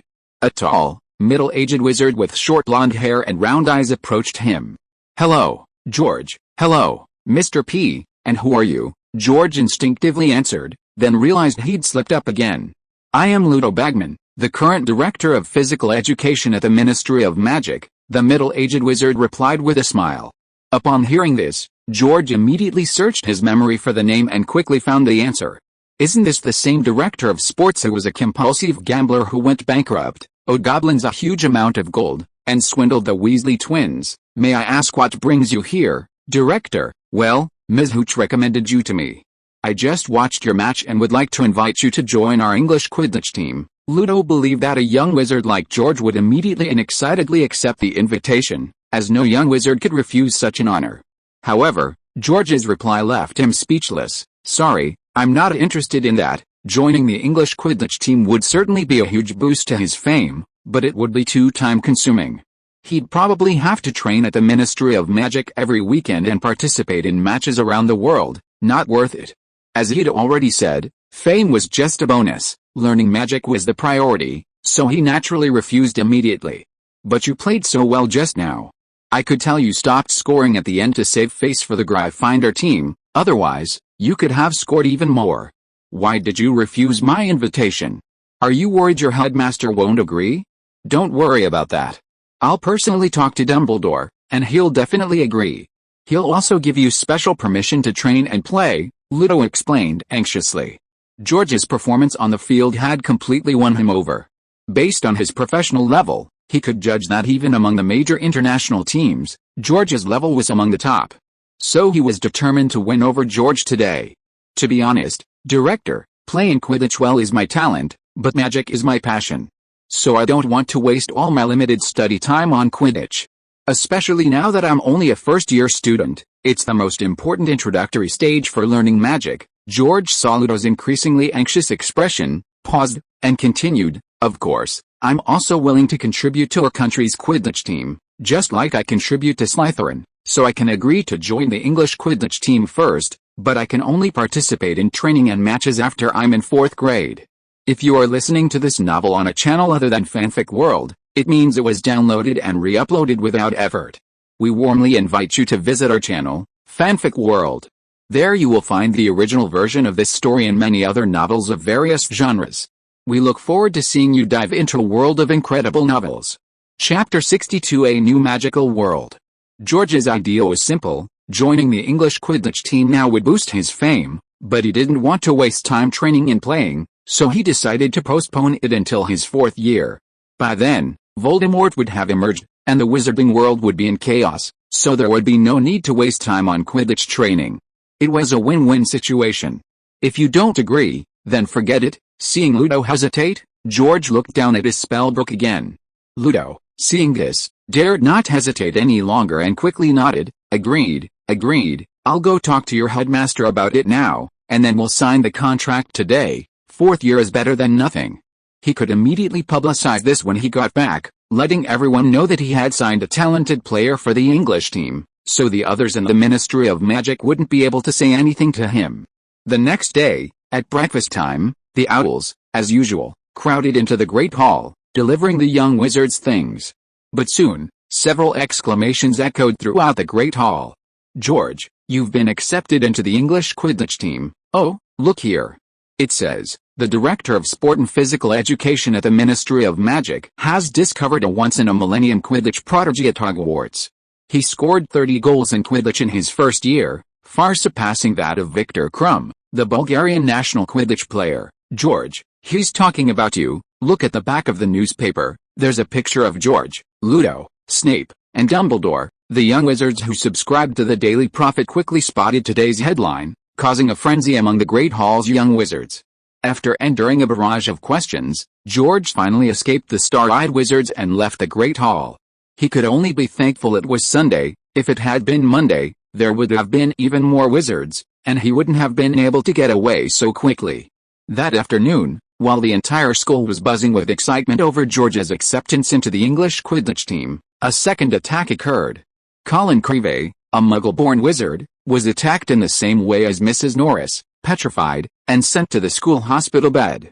Immediately, rumors flew, everyone became suspicious, and many young wizards began to move around in small groups, fearing they would become the next target. George, however, remained indifferent, only visiting the petrified Colin in the hospital as a friend.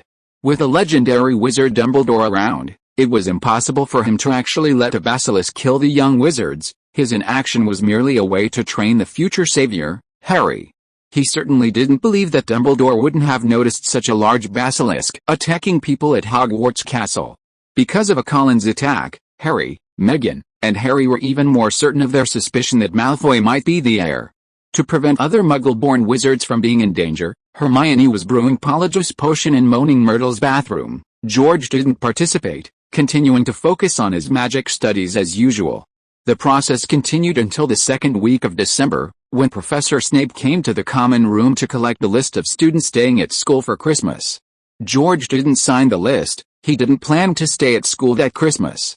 He was going back to Diagon Alley to learn how to make wands. He had been studying wand making on his own in the library, but there were many aspects he didn't understand, and there weren't any professors at the school who were particularly knowledgeable in this area.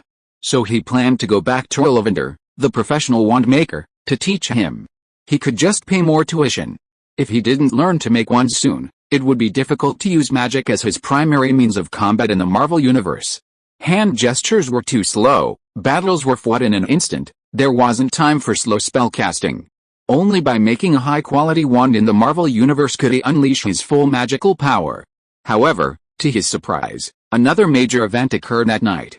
In the Marvel Universe, George was practicing casting the freeze charm in the mutant combat simulation room when suddenly his body jolted, and a familiar, sharp pain swept through his entire body. "I've split open again." After the excruciating pain subsided, Feeling a new perspective, George couldn't help but sigh inwardly. He had already suspected that his ability to split his soul might not be a one-time occurrence. Let's see the new clone and the new world. Shifting his attention to the new perspective, 6 years of memories began to flash through his mind. This time, his clone wasn't human, but a cat. However, this wasn't an ordinary cat, it was a magical cat with magical powers, born with flight magic, and the ability to speak. The cat's name was Jinjin, and because its fur was entirely golden, it could be mistaken for a small lion at first glance. 6 years ago, Jinjin hatched from an egg in a forest. Yes, you heard right, hatched from an egg. Its species was different from normal cats, it was oviparous, not viviparous. Shortly after birth, it awakened its racial talent, able to use the magic of wings to fly, thus successfully surviving in the forest. Around the age of 3, it began to ponder its origins, wanting to find its parents, and so it flew out of the forest for the first time, venturing into the outside world to begin its adventure. After about 3 years of travel, it had gained a general understanding of its world. This world was called Asland, a world filled with magic, ruled by humans. Magic had permeated every household, even ordinary people who didn't study magic would use some magical items, and various magic shops lined the streets.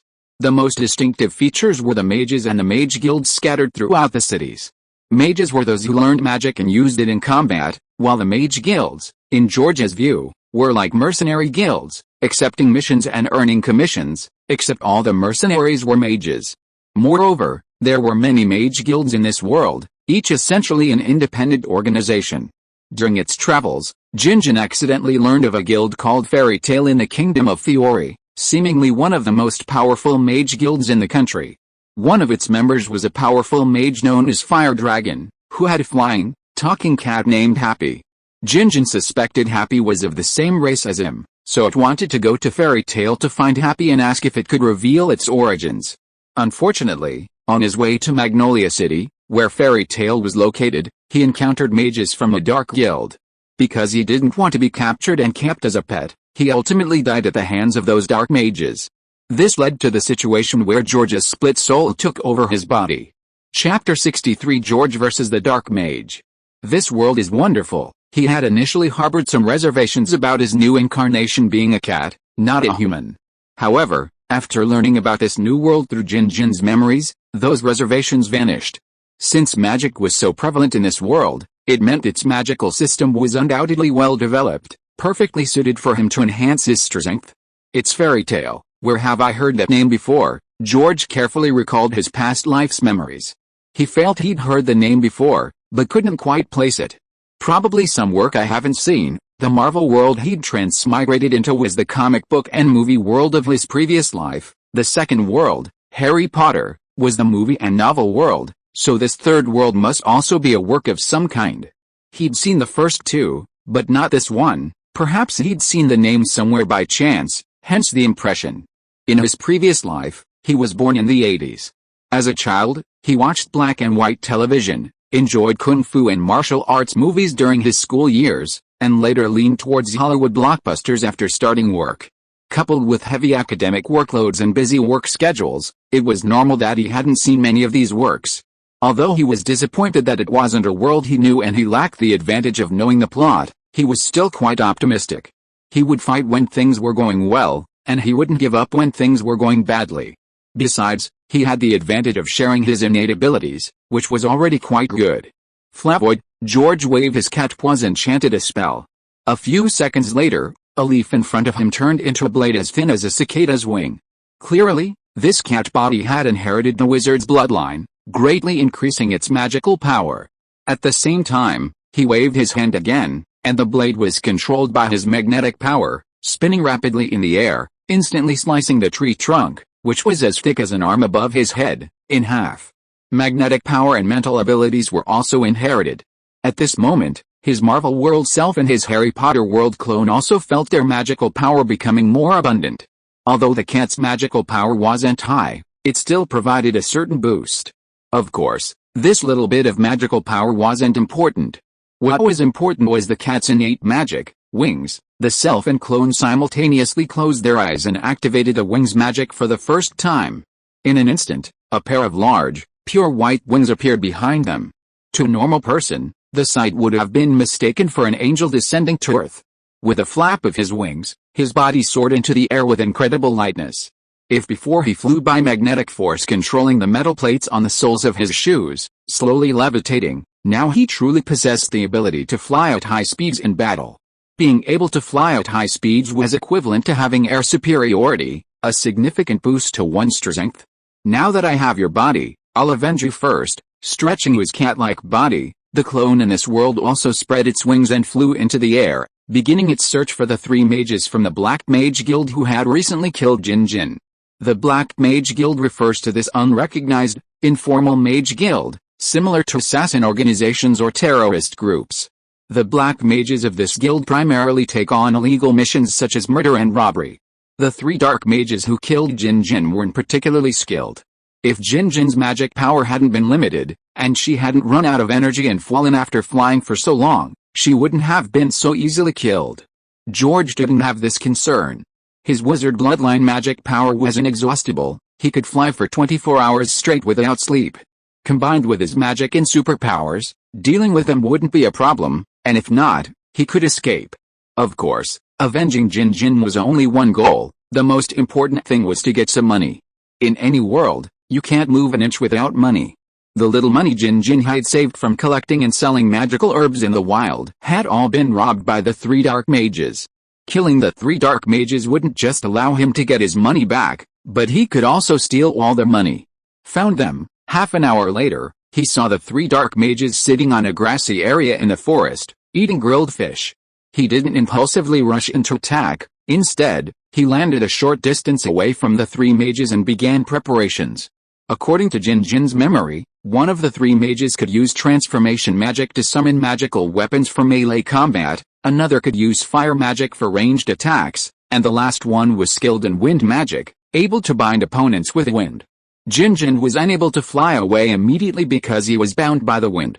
Flavoid, dragon emerges, using a transformation charm. He turned nearby leaves into blades, needles, and wires, his usual weapons, and then used a snake summoning charm to conjure hundreds of venomous snakes to await his orders. He launched his sneak attack only when he saw the three dark mages get up to leave.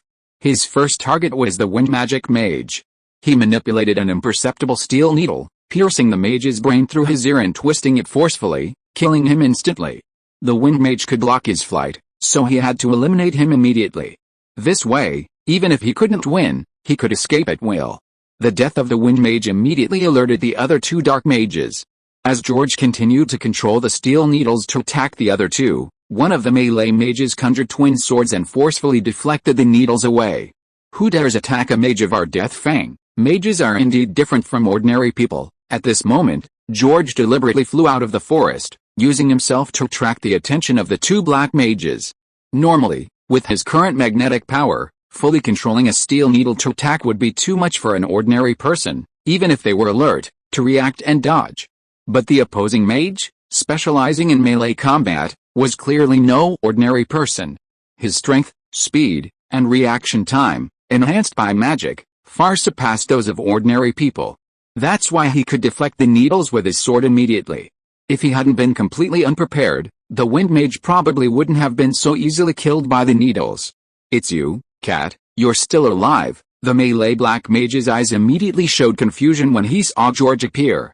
He clearly remembered piercing the golden cat with his sword. How could it be alive again? George didn't reply. Taking advantage of the two dark mages' momentary lapse in attention, he simultaneously controlled 5 or 6 sharp blades, spinning them as he attacked them.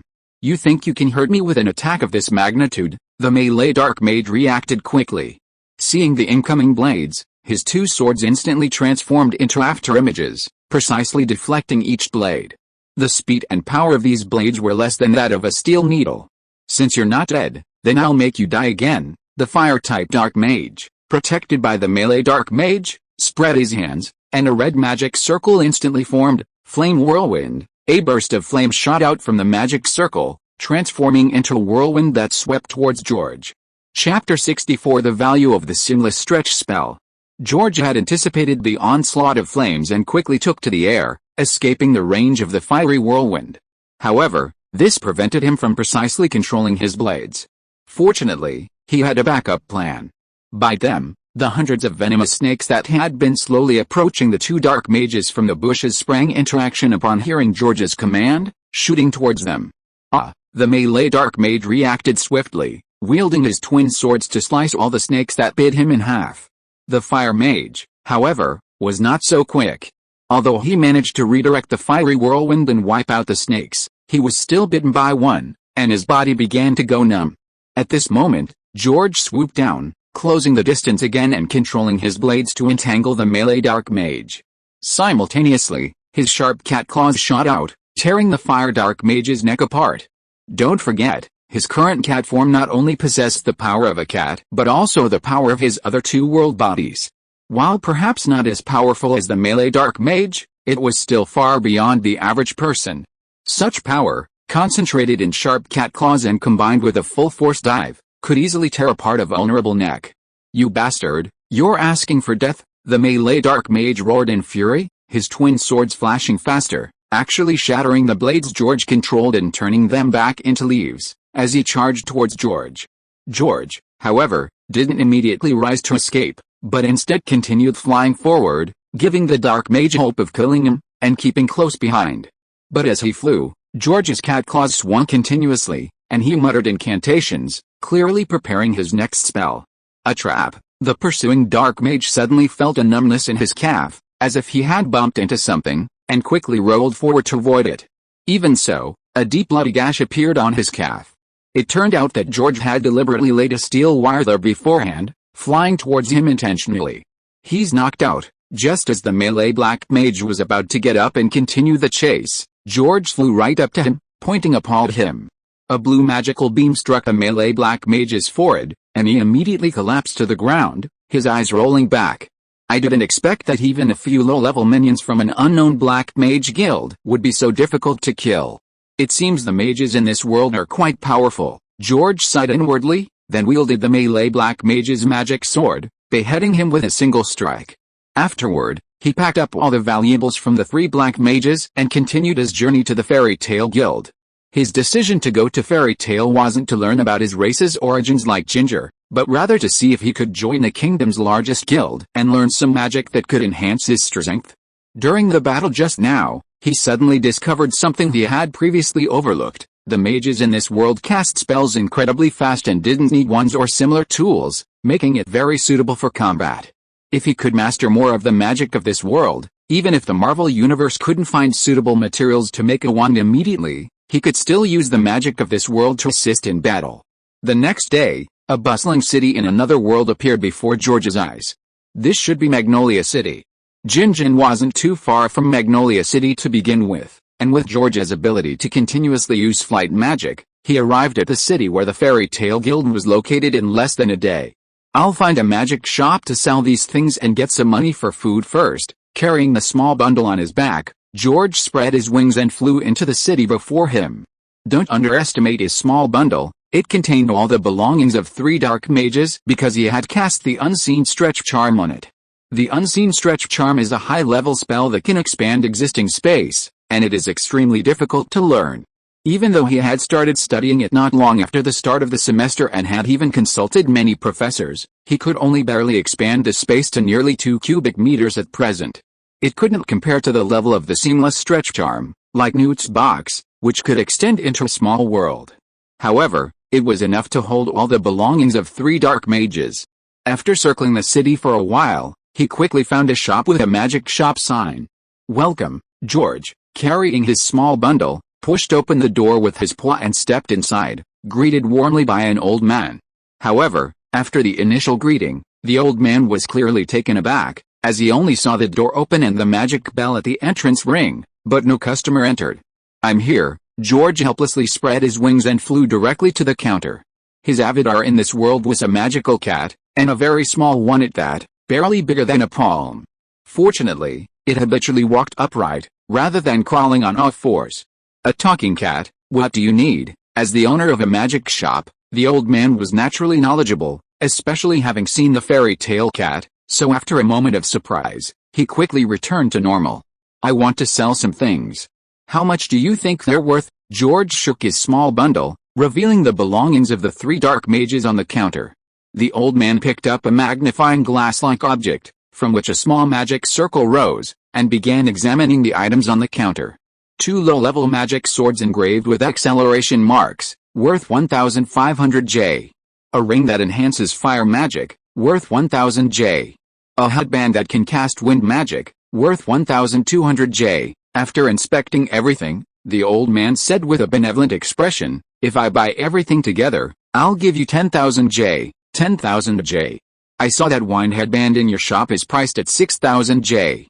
Isn't that a bit much?" George manipulated his tail, pointing to the headband on the next counter that was exactly the same as the one on the table, his tone slightly dissatisfied.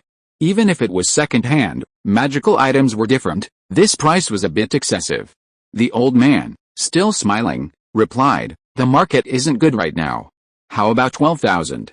If that's not possible, forget it." But then he pointed to George's small bundle. "If you're willing to sell this to me, I can offer 150,000. The previous items were all low-level magical items, worthless, but this bundle was clearly a rare special magic item. Even at 150,000, he could find a buyer and sell it for over 300,000. With good luck, he might even get over 400,000.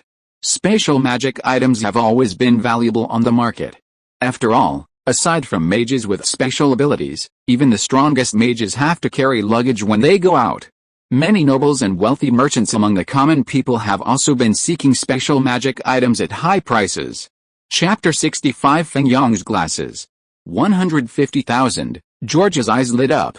He hadn't expected that the small bundle he'd created with the unseen stretch charm could fetch 150,000 in a magic shop. 150,000 was a considerable sum in this world. Most magical items in the shop were priced below 100,000, and even fewer above 50,000. An ordinary person with 150,000 J could live comfortably for several years. He could easily make hundreds of these bundles a day if he wanted, meaning his clone in this world would never lack money again. However, after thinking it over, he abandoned this naive idea. Scarcity increases value. If he made too many, they would become worthless and could easily cause unnecessary trouble. Enough money was enough. For now, his main focus was on diligently studying magic. It was just that some spells in the Harry Potter world were so useful. The unseen stretch charm had indirectly given him financial freedom in this world. 200,000, no less. George's eyes darted around, and he reached out and took the small bundle back into his hands. Without hesitation, the old man quickly pulled a box from under the counter, counted out a thick wad of banknotes, and handed it to George. "All right, 200,000 it is. Here's 222,000 in total. Please keep it safe." He could easily make over 10,000 more by reselling the 200,000, pure profit, a huge windfall. Not even a bargain. George, seeing the shopkeeper's decisiveness, knew he'd overcharged him, but feigned annoyance while inwardly not caring. For him, that small bundle was easy to produce. "How about this, sir? I'll give you a 20% discount on everything you buy in my shop today." Afraid George would change his mind, the old man quickly added, "That's more like it." George took the money, tossed a bundle on the counter, and began browsing the shop. The magic shop wasn't large, but it had a considerable amount of stuff. He saw many enchanted knives, swords, armor, various magical items, and basic magic books and magazines. He wasn't interested in swords, knives, or armor. Not only was his cat form unsuitable, but even if he could transform into human form, he wouldn't enjoy close combat with swords. It was too dangerous. He was a mage. He focused on magic magazines, spell books, and magical items. The magazines mainly covered the activities of the major guilds in the kingdom's magic world, helping him understand the world and the fairy tale guild in more detail. The spell books were basic introductions to magic, including its classification and history. The magical items were diverse, serving various purposes, from daily life to combat. Wind's glasses, how much are these? After browsing, he quickly found a magical item that interested him greatly. According to the description on the counter, wearing these Wind's glasses would allow him to read 5 pages per second, helping him learn quickly. He needed to learn the magic system of this world from scratch, requiring him to read many spellbooks. If the Wind's glasses were real, they would greatly improve his learning efficiency. "Sir, you have excellent taste. This is one of our best magical items, originally priced at 50,000 J. but with a 20% discount, it's only 40,000. Seeing George pick out one of the shop's most expensive magical items, the old man beamed and rushed over from behind the counter. Aside from that sucker, the Fairy Queen, this was a rare big order today. Pack this up with the books and magazines I just picked out. George didn't haggle further, simply waving his paw in response. 10 minutes later, the old man placed the nearly half-person high package in front of George. The total is 80,000, but with a 20% discount, it's 64,000.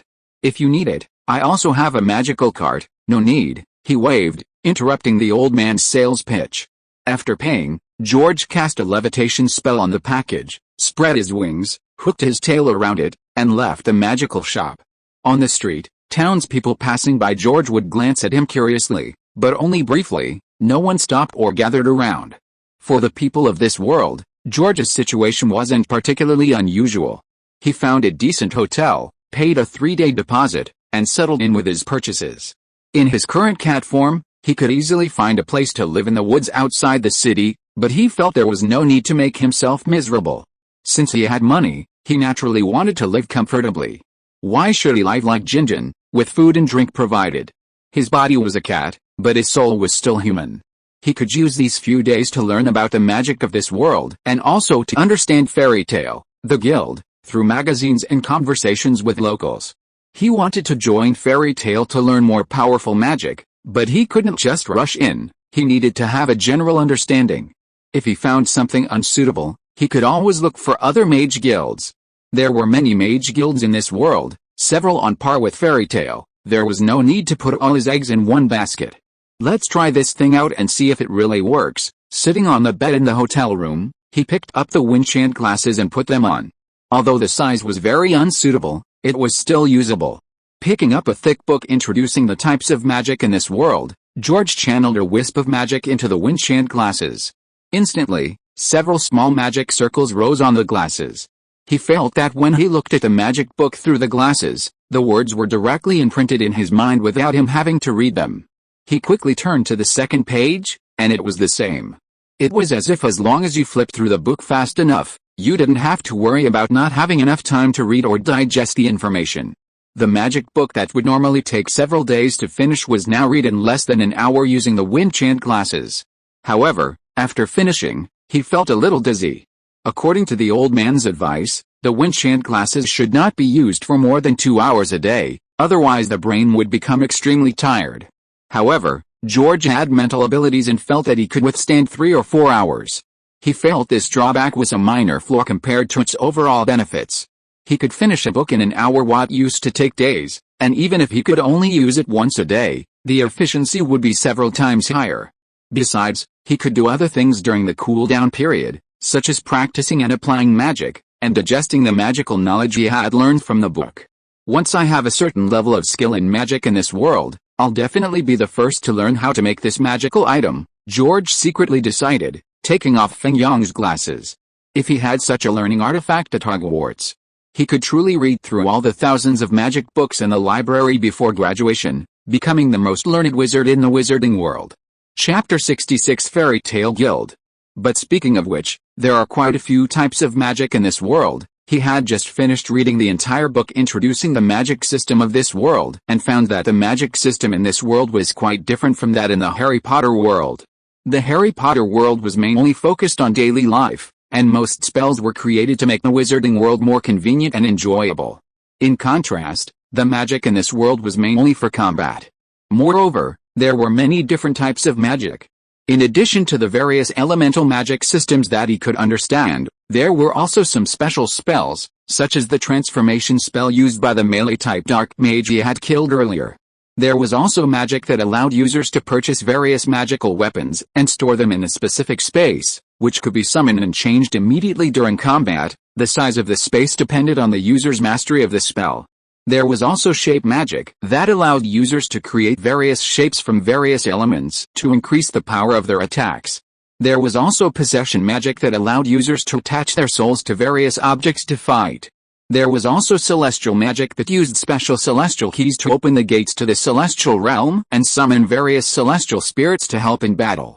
There were also hundreds of subcategories, such as smoke, martial arts, painting, writing, speed spells, incantations, and receiving spells. That's not all, there's also the extremely dangerous forbidden magic, the lost magic that's been extinct, with terrifying power capable of destroying towns or even entire continents. However, it's generally divided into two categories: holding magic and ability magic. Holding magic involves using magical items in conjunction with one's own magic power to cast spells, like celestial spirit magic and card magic. Ability magic involves using one's cultivated magic power to manifest various spells, such as shape-shifting magic and receiving magic. After resting briefly, he started reading a magazine that specialized in the major mage guilds.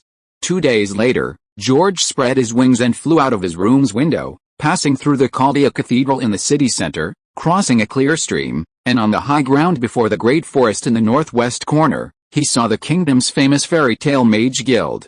It was a 3-story building, with 2 flying fairy patterns on the plaque above the gate, and the guild's unique fairy emblem hanging on the roof. From what he'd learned from magazines and locals over the past 2 days, Fairy Tale was a mage guild with a century-long history and a very good reputation in the area. There has never been a case of Fairy Tale mages bullying ordinary people, indicating that the guild's character is generally sound. Their actions are just a bit unreliable. They can complete most of the missions they receive, regardless of difficulty, but in doing so, they often lose control of their magical power, causing significant damage to public facilities and incurring public condemnation from the Magic Council. With his current strength, he's definitely not considered a top-tier player in this world. Therefore, finding a mage guild with a reliable reputation and good character would be more conducive to his peaceful study and research of magic. Most importantly, this mage guild already has a precedent of a fellow magical cat joining, so his chances of joining will be much higher. Standing before the guild's gate, George stretched out his cat paw and pushed open the intricately carved door. A very spacious hall appeared before him, filled with chairs. Small groups of mages sat around tables, drinking heartily and discussing their mission experiences, creating a lively atmosphere. Because the door had suddenly opened, these mages all turned to look. When they saw George, the kitten with golden fur, standing upright at the door, they couldn't help but blink in unison. "Happy, why did you dye your fur golden? Where's Natsu? Weren't you guys supposed to go to Harjan to find the dragon?" One of the male mages, with prominent rabbit teeth, beckoned to George. George used flight magic to fly directly to the front desk and called out loudly, "I'm not happy, my name is George. I want to join Fairy Tale. What procedures do I need to complete?" "You are indeed a bit different from Happy. You seem a bit smarter." A female mage sitting at the front desk, wearing a blue bikini top and flared pants, looked George over somewhat bewilderedly, then picked up a barrel of liquor that was as thick as 3 people and started chugging it down. The sight made George's whiskers twitch. He had never seen anyone drink like that before, and it was excessively boisterous. "Kana, you'll hurt Happy's feelings if you say that." At that moment, a gentle young woman in a red dress, with a great figure and a sunny smile, stood up from behind the counter and smiled at George, saying, "Joining a guild requires the guild master's approval. Wait here a moment, I'll go upstairs and call the guild master for you." "Thank you." George nodded politely and sat down on the round stool at the counter. This fair-skinned, sweet-looking white-haired woman was named Mara Jane. He often saw her in mage magazines. She was known as Fairy Tale's signature girl, and had been a model for the Mage magazine Weekly Sorcerer multiple times. She had immense popularity throughout the kingdom. As for her strength, the magazine didn't mention it, so he guessed she wasn't very powerful. Knowing that George wasn't happy, and hearing him say he wanted to join Fairy Tale, the mages who were drinking started laughing and gossiping. Meanwhile, George wasn't idle either. His eyes swept across the entire hall, identifying the powerful mages whose names were featured in the magazine. The one lounging around shirtless in just shorts was probably Gray, skilled in ice-making magic, while Loki, the holder-type mage, was flirting with 2 beautiful female mages. The unusually tall man with white hair like Mira Jane was Elfman, known as Beastarm, skilled in receiving magic. Natsu, the fire magic fire dragon, and his cat Happy, of the same race, were absent. According to the mage, they seemed to have gone to Harjan to find dragons. However, what puzzled him was that he had read in the history books that dragons were extinct in this world long ago. This world also had dragons, and according to the books, they were far more powerful than those in the Harry Potter world, possessing intelligence far exceeding that of humans and powerful dragon magic. Legend had it that dragons ruled the world in ancient times, but for some unknown reason, they became extinct, and humans became the dominant species. While the dragons in the Harry Potter world were powerful, they lacked intelligence. They were merely large, fire-breathing lizards. None of the S-class mages are here. He looked around but didn't see any of Fairy Tail's strongest S-class mages, which made him slightly disappointed. According to the magazine, the most powerful mages in this kingdom were the 10 Saint Mages, one of whom was the Fairy Tail Guildmaster.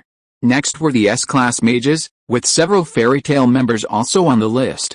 Just as George was lamenting, the guild's door was violently kicked open. "We're back." A boy with short, cherry blossom-colored hair, slanted eyes, and a scarf, a blue cat carrying a small bundle, and a girl with long, golden hair and a striking figure appeared at the guild's entrance. Chapter 67 Giant Magic. Welcome back. Seeing the boy at the door, the Fairy Tail mages all raised their glasses, clearly indicating he was no small figure in the guild. The bunny-toothed mage who had mistaken George for Happy earlier laughed loudly. "Natsu, I heard you've done something big again." In Harjan, however, he was only halfway through his sentence when a large foot landed squarely on his face, sending him flying through the air, smashing through several tables and knocking over several mages. "The information you gave me about Fire Dragon was fake," the boy roared, his face contorted with rage. "Such speed! Shouldn't this guy be a fire mage? How can he be so physically strong?" George, standing on the round stool at the front desk, looked slightly puzzled. Since the boy's name was Natsu and he had a magical cat like himself, he must be the Fire Dragon, Fairy Tail's most powerful fire mage, as described in the Magic magazine, skilled in fire magic. But the boy had just rushed from the doorway to the rabbit-toothed mage, leaving after images in his wake, and the force of his kick was immense. These feats far surpassed those of the melee black mage he had previously killed. As expected of a renowned Fairy Tail mage, he seems quite different from ordinary mages. George wasn't afraid. Instead, he was secretly delighted.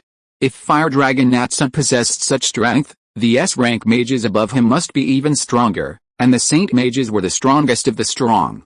He wasn't afraid of the mages in this world being too powerful, he was only afraid of them being too weak.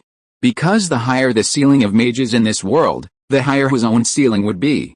If the strongest mage in this world wasn't as strong as him, then learning the magic of this world would likely not make him much stronger. How was I supposed to know that information was fake? I was just kindly telling you what I'd overheard. Natsu, you want to fight, right? I'm in. The rabbit-toothed mage pulled his head out of the wooden floor and furiously attacked Natsu. Their back and forth caused other mages to get caught in the crossfire, roaring and joining the fray, turning it into a chaotic free-for-all among the guild's mages. However, George could tell that none of them were really fighting, they were all relying on close-quarters combat. Even so, he was somewhat astonished. Named mages like Natsu, Gray, and Loki were one thing, but even the unnamed mages possessed considerable physical strength when not using magic. A normal person, if knocked into a wall or with their head embedded in the floor, would likely be severely injured, if not killed, but these mages just stood up, cursing, and rejoined the battle. As the fight progressed, these mages also started to get carried away. The blonde girl who had come with the boy was initially frantically trying to break up the fight, but when Gray was ambushed by Natsu and had his pants pulled down, leaving him naked and asking her for underwear, she finally couldn't hold back and joined the fray. No wonder they're called the most troublesome mage guild. George looked at the guild hall, now a mess and almost ruins, and the Fairy Tail mages gradually lighting up magic circles around them, seemingly wanting to test their magical skills in the hall. He couldn't help but recall the remarkably consistent assessment of the Fairy Tail Guild in those magazines. "Stop it now, you bastards. Are you trying to tear the guild down?" Just then, George suddenly heard a roar from the second floor, and then he saw a thin old man, less than a meter tall, leap down from the second floor corridor. During his descent, his body rapidly expanded, quickly transforming into a giant 7 or 8 meters tall. Upon seeing the giant appear, the other mages stopped fighting and scattered in fear to the corners. Only Natsu stood there, hands on his hips, laughing loudly. "Ha ha ha, look how scared you all are. I won this match." However, his laughter was quickly interrupted, as the giant stomped on him, nearly knocking him unconscious.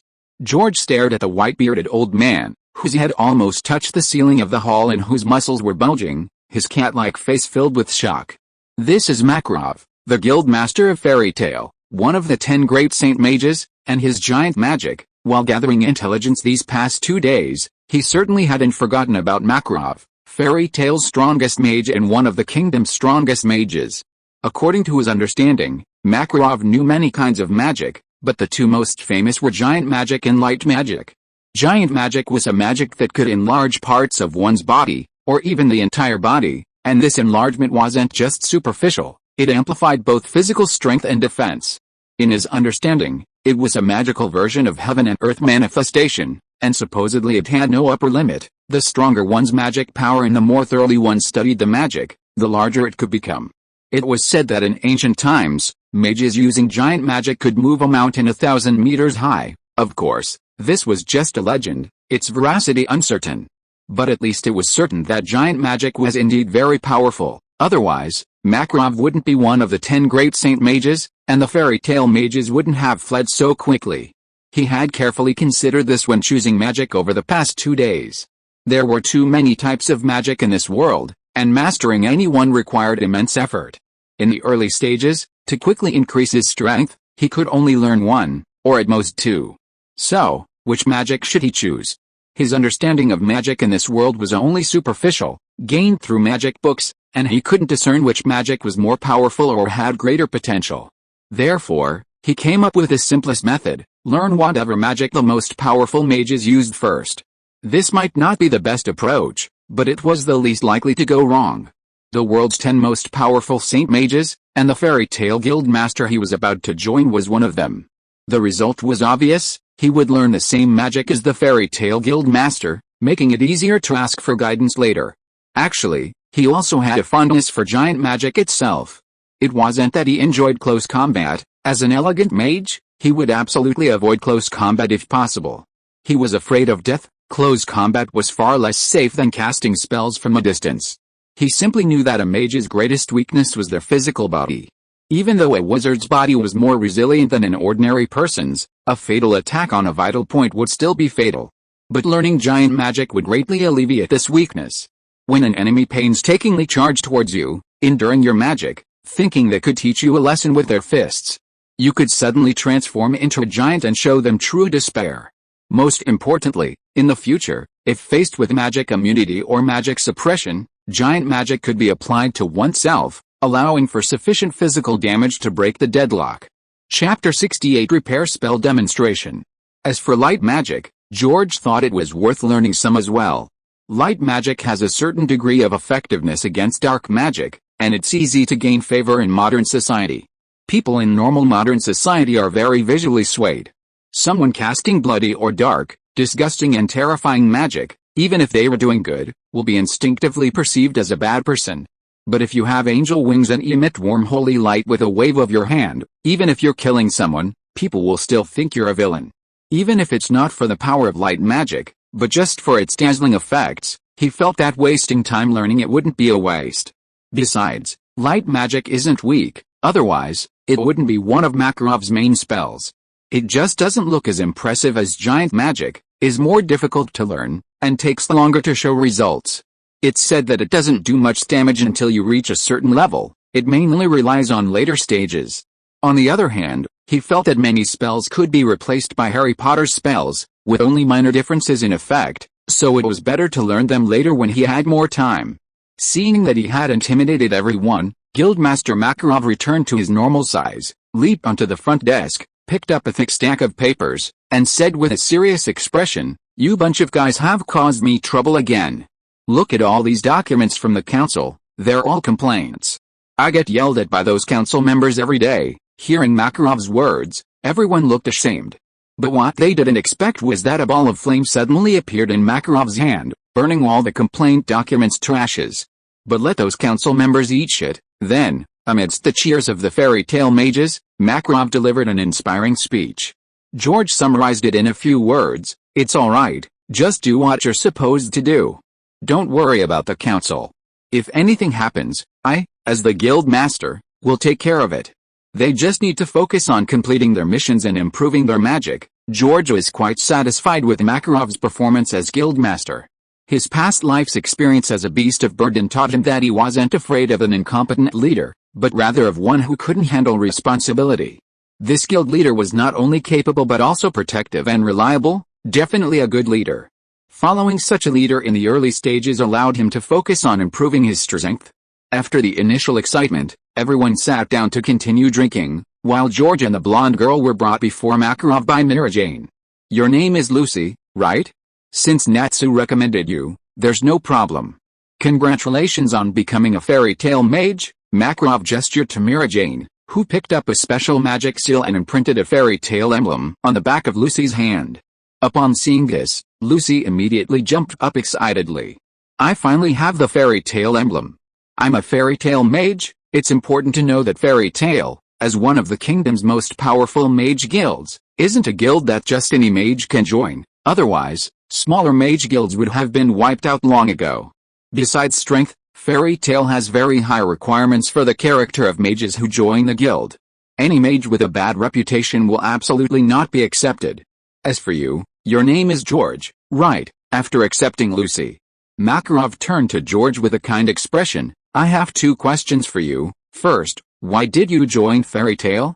Second, besides flight magic, what other magic are you skilled in?" As a responsible guild leader, he had many things to consider, so he couldn't be too careless when encountering a mage who actively wanted to join. Fairy tale had been established for nearly a century, completed countless missions, and offended many dark mages and dark mage guilds. If a dark mage guild sent someone to infiltrate and cause trouble, it would be disastrous. Therefore, the strength of a mage who joined wasn't really important. They could be trained gradually.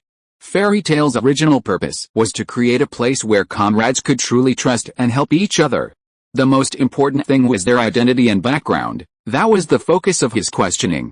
"I joined fairy tale for 2 reasons. George held up 2 cat paws, then pointed to Happy, who was perched on Natsu's shoulder, looking at him with curiosity. "First, I was born in a forest. I don't know who my parents are, and I've never seen another cat like me.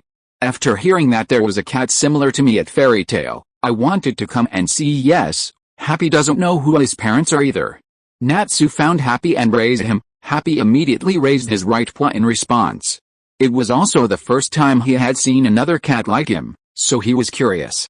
Unlike Ginger, who grew up wildly in the forest, longing to find his own kind and family, Happy was found by Natsu at birth and grew up in the warm family of fairy tale, living a very happy life.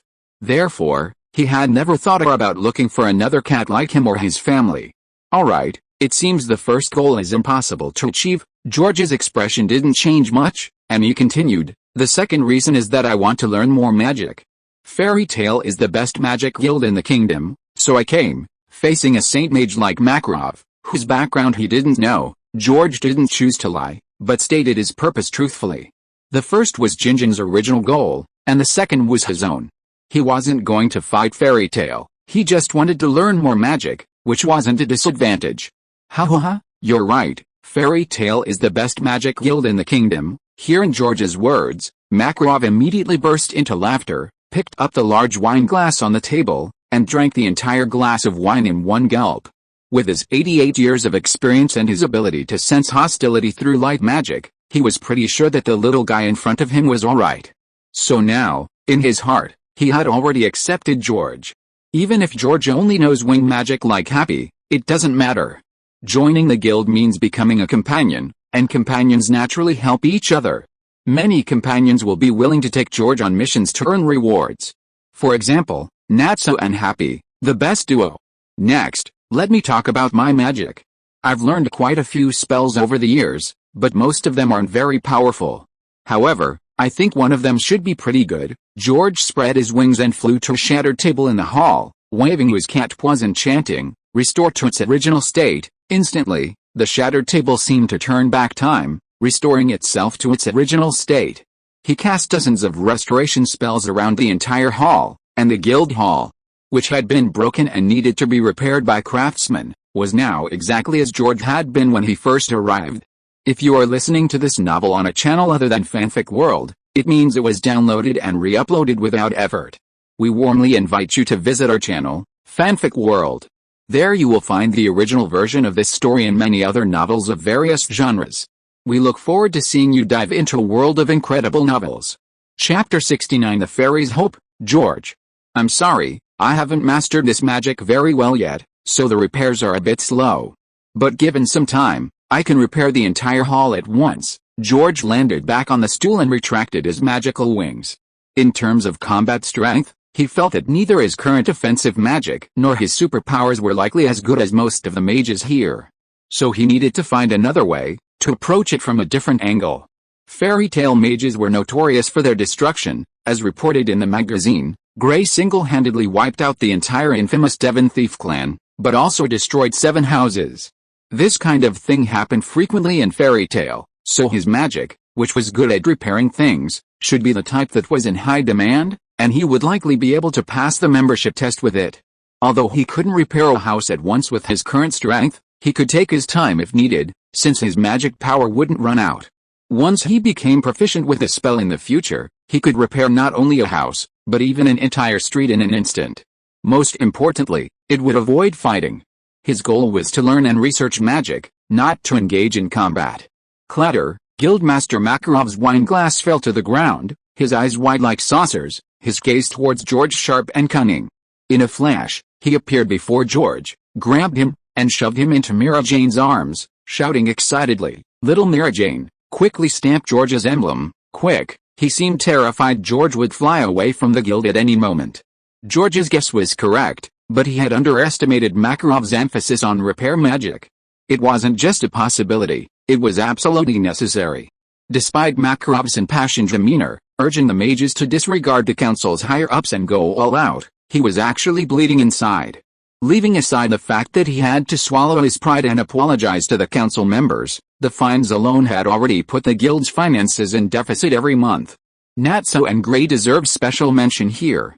The guild's income mainly comes from the commission on mage missions, but often the bonuses from those missions aren't even as much as the compensation he pays. If it weren't for a few reliable S-rank mages holding things together, the guild would have gone bankrupt long ago. George's appearance gave him a glimmer of hope. He didn't need George to take on dangerous combat missions like other normal mages, he could simply act as a firefighter, helping clean up after other mages' missions. Of course, perhaps George's current magical abilities weren't enough to shoulder the responsibility of being the firefighter for the entire fairy tale guild. But that's okay, not being able to do it now doesn't mean he can't do it in the future. With proper training, George could become the future hope of fairy tale. Then he wouldn't have to face the council members' attitudes anymore, nor would he have to rack his brains over paying fines. So, tell me, how could his reaction not be excited? George was also surprised. He hadn't even realized what was happening before he found himself stuffed into a soft abyss, and then a crest was imprinted on his back, turning him into a tattooed cat. He knew that after revealing the restoration charm, he would most likely pass the test, but he hadn't expected Makarov's reaction to be so strong, let alone his speed. To be honest, he felt that if Makarov had wanted to kill him, he probably wouldn't have even had time to react before being killed. As a cat, his body naturally had high dynamic capture and reaction abilities, and with the combined physical attributes of his main body and another clone, they were even higher. But it was still far from comparable to Guildmaster Makarov. This led George to conclude that in future battles with mages in this world, he should try to keep his distance and avoid close combat. He found that the mages in this world were all like Gandalf, obsessed with melee combat. Excellent. Now let's congratulate George and Lucy on joining our new companions. Cheers. Seeing the emblem imprinted on George's back, Makarov stood on the front desk, laughing heartily as he raised his glass.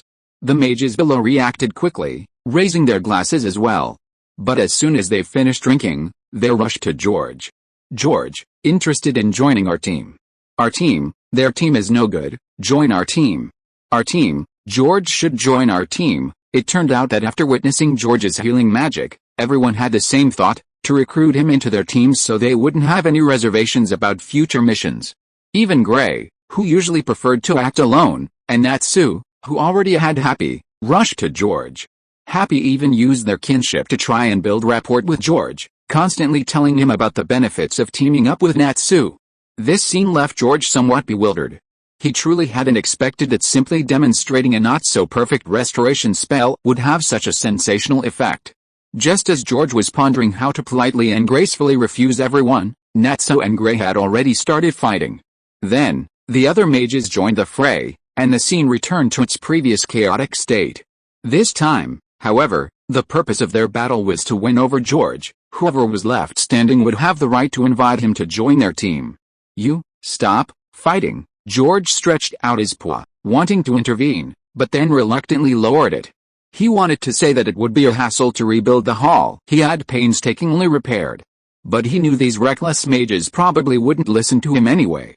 Frankly, he thought that if these fairy tale mages were at Hogwarts, they would all be sorted into Gryffindor, not a single one would escape. Turning to look at Makarov, who saw George frown, Makarov immediately put down his wineglass, transformed into a giant, and swiftly knocked all the mages to the ground. George can decide which team he wants to join. "If any of you displease him, I'll break all your legs." George was the future hope of the fairies. These guys couldn't be allowed to scare him. If they scared him away, he'd have nowhere to turn for help. "And Gray and Natsu, you two too, be careful when Urza comes back. I'll have her deal with you properly." Hearing the guildmaster's demonic roar, the mages nodded like chickens pecking at rice. The guildmaster was terrifying when angry, especially since he mentioned the even more terrifying fairy queen Urza. If Urza found out they had angered the guildmaster, they would be doomed when she returned. After all, their strongest members, Natsu and Gray, had both challenged Urza to duels. In just a few moves, the two were nearly killed. If you anger the guildmaster, he might just transform into a giant to scare you. But if you anger Urza, she'll really beat you to pulp. Chapter 70 Fairy Tale Library. Looking at the chaotic guild hall, George reluctantly took to the air again, using a repair spell to restore the hall before politely addressing everyone. "Thank you all for your kind invitation, but my magical abilities are currently too weak to team up for missions. I hope to stay in the guild and study magic to improve myself. I'll definitely team up with everyone to complete missions when the opportunity arises." Leaving the guild to do missions was out of the question. Even helping other mages clean up their messes would have to wait until he was stronger. For now, he could only help restore the frequently damaged living room. After this ordeal, he clearly understood his importance to the guild, and naturally, he had new ideas. Originally, he had planned to go out and help the guild's mages clean up their messes more often, using repair spells on areas with significant damage in order to stay in the guild. It would be tiring, but as long as he could stay in the guild, he would have the opportunity to learn the world's most advanced magic. But now, it seemed unnecessary. Given the guild leader's high regard for him, he could easily stay in the guild for a year or two, focusing on improving himself. Once he mastered apparition and his repair charms had significantly improved, he could then offer his assistance. This would save a lot of time wasted on the journey. Sure enough, when he expressed his idea to Makarov, Makarov nodded almost without hesitation. "Since George doesn't want to team up for now, you can all leave. Go find some quests you can do from the quest log and get out there doing some." Makarov didn't expect George to be of much use right now. He valued George's future. After all, seeing how much effort George had to put into repairing the hall, the massive destruction Gray and Natsu often caused would probably take 10 days to 2 weeks to fix. It was better to improve his strength first. Once his magical abilities were higher, he could be more effective and efficient.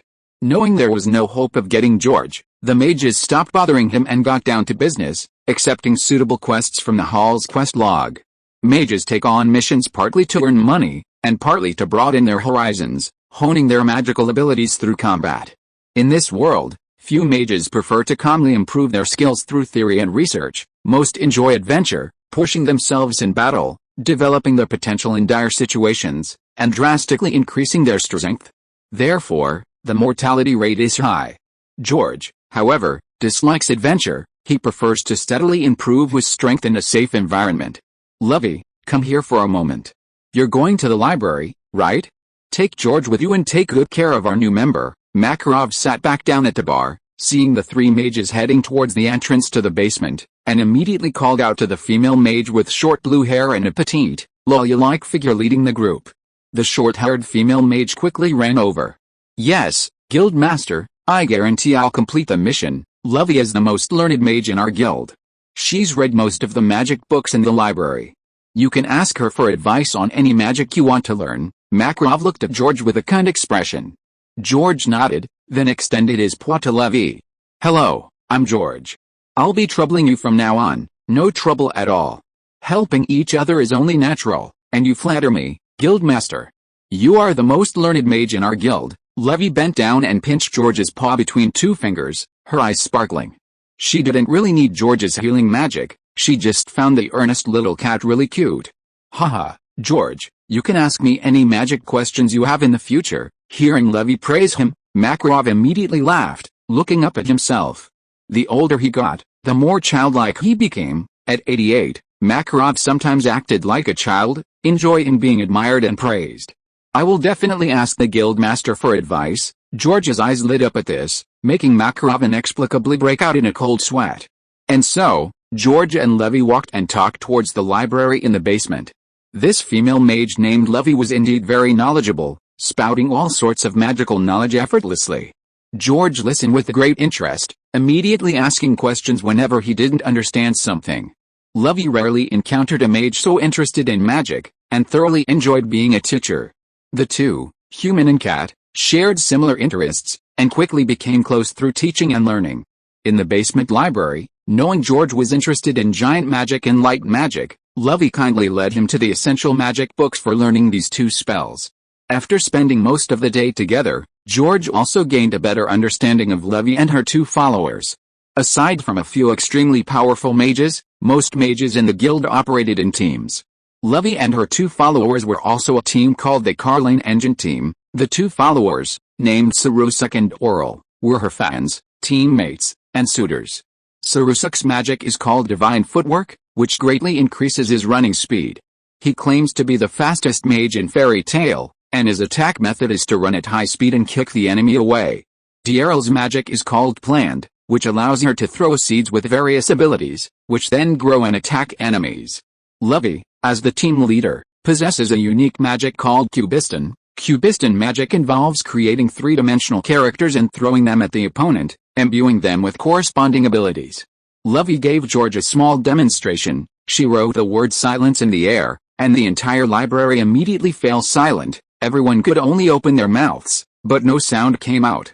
The power of Cubiston magic depends on the amount of magical knowledge one has. The more magical knowledge one possesses, the more powerful characters one can create. Therefore, besides doing missions, Levy spends most of her time in the library studying, increasing her knowledge. George is interested in all three of their magics, but with limited time, he prioritizes learning giant magic and light magic. Witnessing Guildmaster Makarov, transformed into a giant, effortlessly defeat all the mages, further solidified his resolve to prioritize learning giant magic.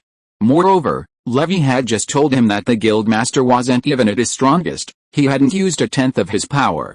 If the Guildmaster were to unleash giant magic to its full potential, even standing still while all the guild's mages unleashed their combined attacks, they wouldn't be able to break through his defenses. Giant magic not only increases strength but also dramatically enhances defense, both physical and magical resistance. Its ultimate potential is said to rival that of legendary dragons. What does a dragon even mean? Even the weak dragons of the Harry Potter world could withstand the killing curse, let alone the dragons of this world. In other words, if he trained well, neither modern missiles nor the dark magic killing curse could break through his defenses unless they reached a certain level. Chapter 71 The Guild's Treasure. Barty Crouch Jr., disguised as Mad-Eye, mentioned in class that the killing curse used by young wizards only causes nosebleeds in adult wizards. He also learned from Hagrid that most large magical creatures have strong magical resistance. Therefore, the killing curse isn't necessarily a death sentence, only relatively speaking. If the enemy facing the killing curse has superhuman vitality and high magical resistance, it can actually withstand the curse. For example, dragons. No one has ever heard of a dragon being instantly killed by a dark wizard's killing curse. The method to subdue a dragon is usually to temporarily blind it with an eye-blinding charm, followed by 100 adult wizards simultaneously using sleeping charms to overwhelm it. If you were to transform into a giant in the Harry Potter world, he wouldn't be afraid of ordinary dark wizards casting the killing curse on him. And if he encountered too many dark wizards, he wouldn't be foolish enough to just stand there and let them beat him up. Time quickly passed to evening. Before leaving the library, George discovered another large door deep within, but it was locked. Lovey, what's in there? He suspected that the locked door might hold some incredibly powerful magic, like the forbidden section deep within the Hogwarts library. Lovey had mentioned earlier when explaining light magic that the first fairy tale guild master had created 3 of the strongest light-based super magic spells, said to be extremely powerful. Of course, Lovey also said it was just hearsay, as she had never seen the guild master use them. Therefore, he had reason to suspect that the door might contain the spellbooks of those 3 super magic spells. Lovey shook her head at the door George was pointing to. I don't know either, but Mira mentioned that only the guild master can enter, and the door has a very complex and powerful sealing spell. Once, Natsu was curious and tried to sneak in, but he was sealed away and remained unconscious for 2 days. When I'm stronger, I must find a chance to sneak in and take a look. Hearing this, George felt even more certain that his guess was probably true. Returning to the first-floor lobby, besides Kana drinking and Mira Jane humming a tune while cleaning, there were practically no other mages left. Those doing quests continued their tasks, while others returned to their dorms. The Fairy Tale Guild has dedicated male and female dormitories in town for its mages. Rent is charged monthly, and those wanting better accommodations can rent villas in town. You're here. I left you some food, come and try it. Seeing George, his companions, and the cat appear, Mira Jane put down her cleaning and brought out 4 dinners from the bar, placing them on the table. Besides being the guild star lady, Mira Jane is also the guild's logistics manager, handling the bar's drinks and food, as well as the guild's finances and miscellaneous affairs. Mira Jane, you're so kind. Petite Levy snuggled into Mira Jane's arms and began to eat heartily. She often got hungry from reading late into the night, and Mira Jane always left her dinner. Thank you, Mira Jane. Sarusuk, Doral, and George thanked Mira Jane simultaneously. As George prepared to sit down for dinner, he glanced at the half-finished cleaning, thought for a moment, and began chanting a spell. Clean and sparkling. Instantly, all the grime on the table and floor gathered together and fell into the trash can. Scattered glasses and cutlery flew cleanly to the bar and were neatly arranged. In the blink of an eye, the entire hall was spotless. What kind of magic is this? Mira Jane and the others stared in astonishment at George's actions, their eyes wide with surprise.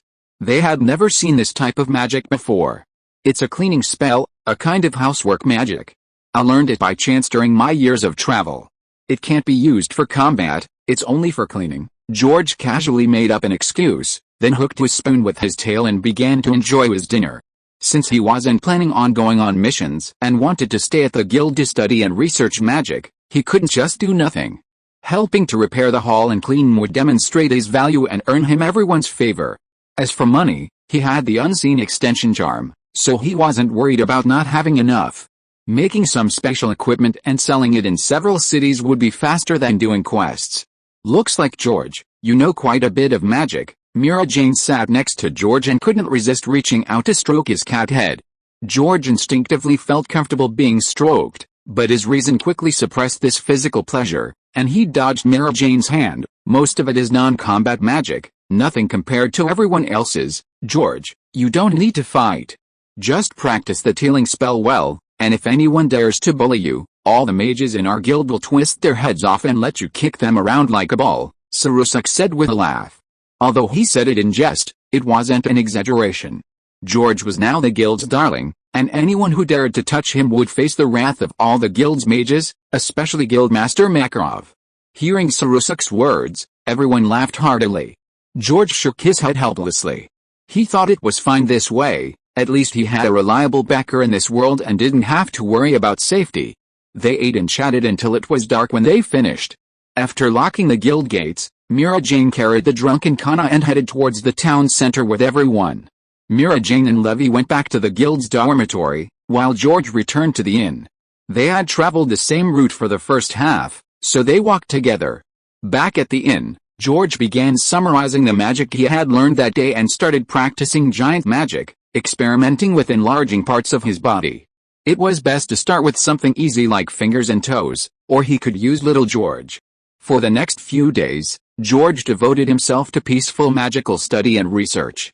He was always the first to arrive at the guild each day, then he would go to the library to read, or chase after Guildmaster Maklov in the lobby to ask him about magic, occasionally helping to repair the guild hall and clean.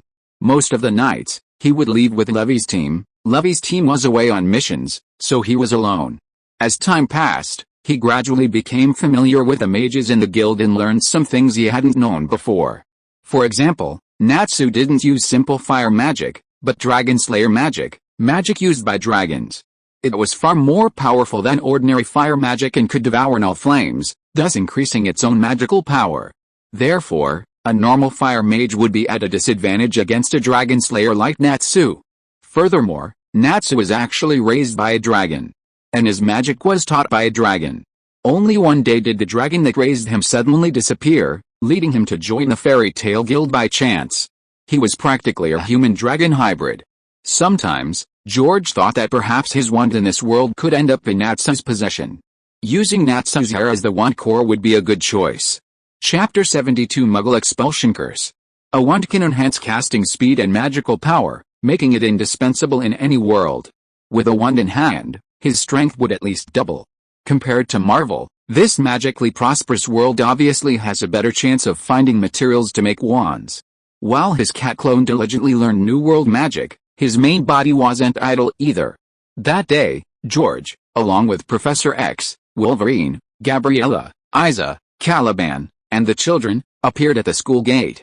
"Are you sure this will really work?" Wolverine, wearing a leather jacket and smoking a cigar, looked doubtful. In all his years, he had never heard of any mutant possessing such abilities. Professor X, on the other hand, was much calmer. "You have to trust George. Our abilities are diverse and unpredictable." Knowing George's personality, he generally wouldn't speak of things he wasn't sure of. Since he had led them out of the basement, it meant he was absolutely certain.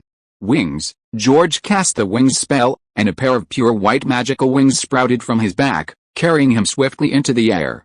Then, he waved his hands and chanted an incantation, Muggle Shield. George released a series of Muggle-repelling charms, which then merged into a vast area, enveloping the entire mutant school. Muggle-repelling charms are spells created for ordinary people without magical abilities. After the mutant school was covered by the Muggle-repelling charms, ordinary people who walked nearby would automatically ignore the existence of the mutant school. It was as if, in their perception, the school had disappeared, and they would automatically detour to avoid it. Unless George, the wizard, pointed it out, ordinary people would not be able to see the mutant school's existence. "Alright, let me show you the effect." After landing, George led everyone towards the outside of the school. Wolverine, looking at George's folded wings, couldn't help but sigh. "I wonder how many abilities they implanted in you. You even have angel wings." There was once a mutant named Angel, born with wings that allowed him to fly. He was later recruited by Apocalypse, who further enhanced his abilities. However, Angel couldn't fold his wings automatically like George. "Oh, shit, it's really gone." Walking out of the school gates, Wolverine looked back and suddenly realized the school was gone. What puzzled him even more was that he didn't sense anything amiss. Normally, if a building disappeared or became invisible, it would be obvious something was wrong. After all, such a large building was gone, leaving an empty space. Everyone would know something was wrong. But this wasn't the case. He felt perfectly normal. If he hadn't just come from the school, he would have thought everything was perfectly reasonable. There couldn't possibly be a school ahead. "Look, that's our school," George called out, pointing in the direction of the school. The school, which had disappeared from everyone's sight, reappeared. "Oh my God," the children exclaimed in surprise as they saw the school reappear. "When you come back, take out this glass bead, and you'll be able to see the school." At this moment, George handed a marble to Wolverine. He had stored some magic power in that marble. As long as Wolverine held it, he would be able to see the school under the influence of the magic power within. Actually, this wasn't safe enough yet. Only after learning a large-scale reinforced defense spell and adding another layer of defense above the school would it be truly safe. Otherwise, although this could deceive the perception of ordinary people, if the enemy launched a missile directly at this area, it could still cause damage to the school. Great! Now the children don't have to stay in the basement all the time. Gabriella's face showed a joyful expression, and the children jumped up happily after their exclamations. The basement was such a small place. Staying in the basement every day without being able to come out was no different from being in prison. But now, at least they could bask in the sunlight, breathe fresh air, and walk, run, and play in the huge school. "I still want to remind everyone that you can only stay within the school grounds, not leave," George reminded the children. He didn't plan to give the other children marbles that allowed them free access to the school, except for Wolverine, Professor X, Gabriella, Isa, and Caliban. He was worried that if any child mischievously ran out, the marbles might fall into enemy hands, which would be troublesome.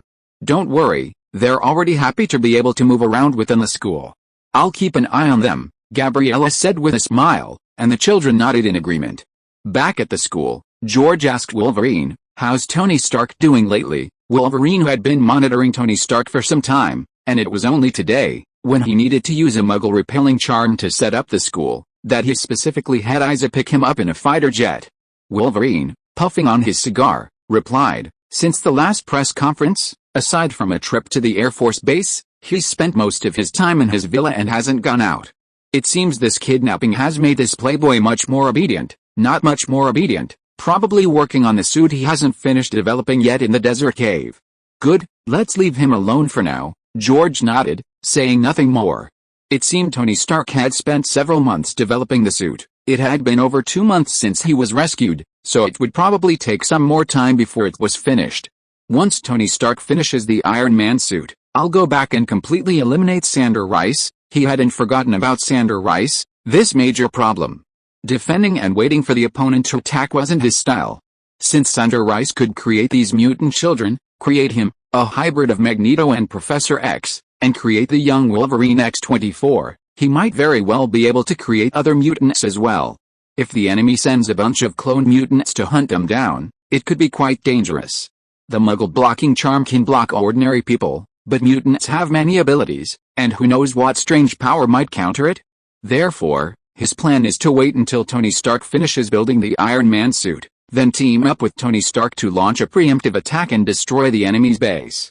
Don't underestimate Tony Stark's suit. In terms of firepower and destructive force, it far surpasses his current superpowers and magic, although it's also easily countered. But that's alright, with Tony Stark's cooperation, plus a Wolverine restored to his peak condition. Crucially, he possesses a tracking charm, so finding Sander Rice's trail is not an issue.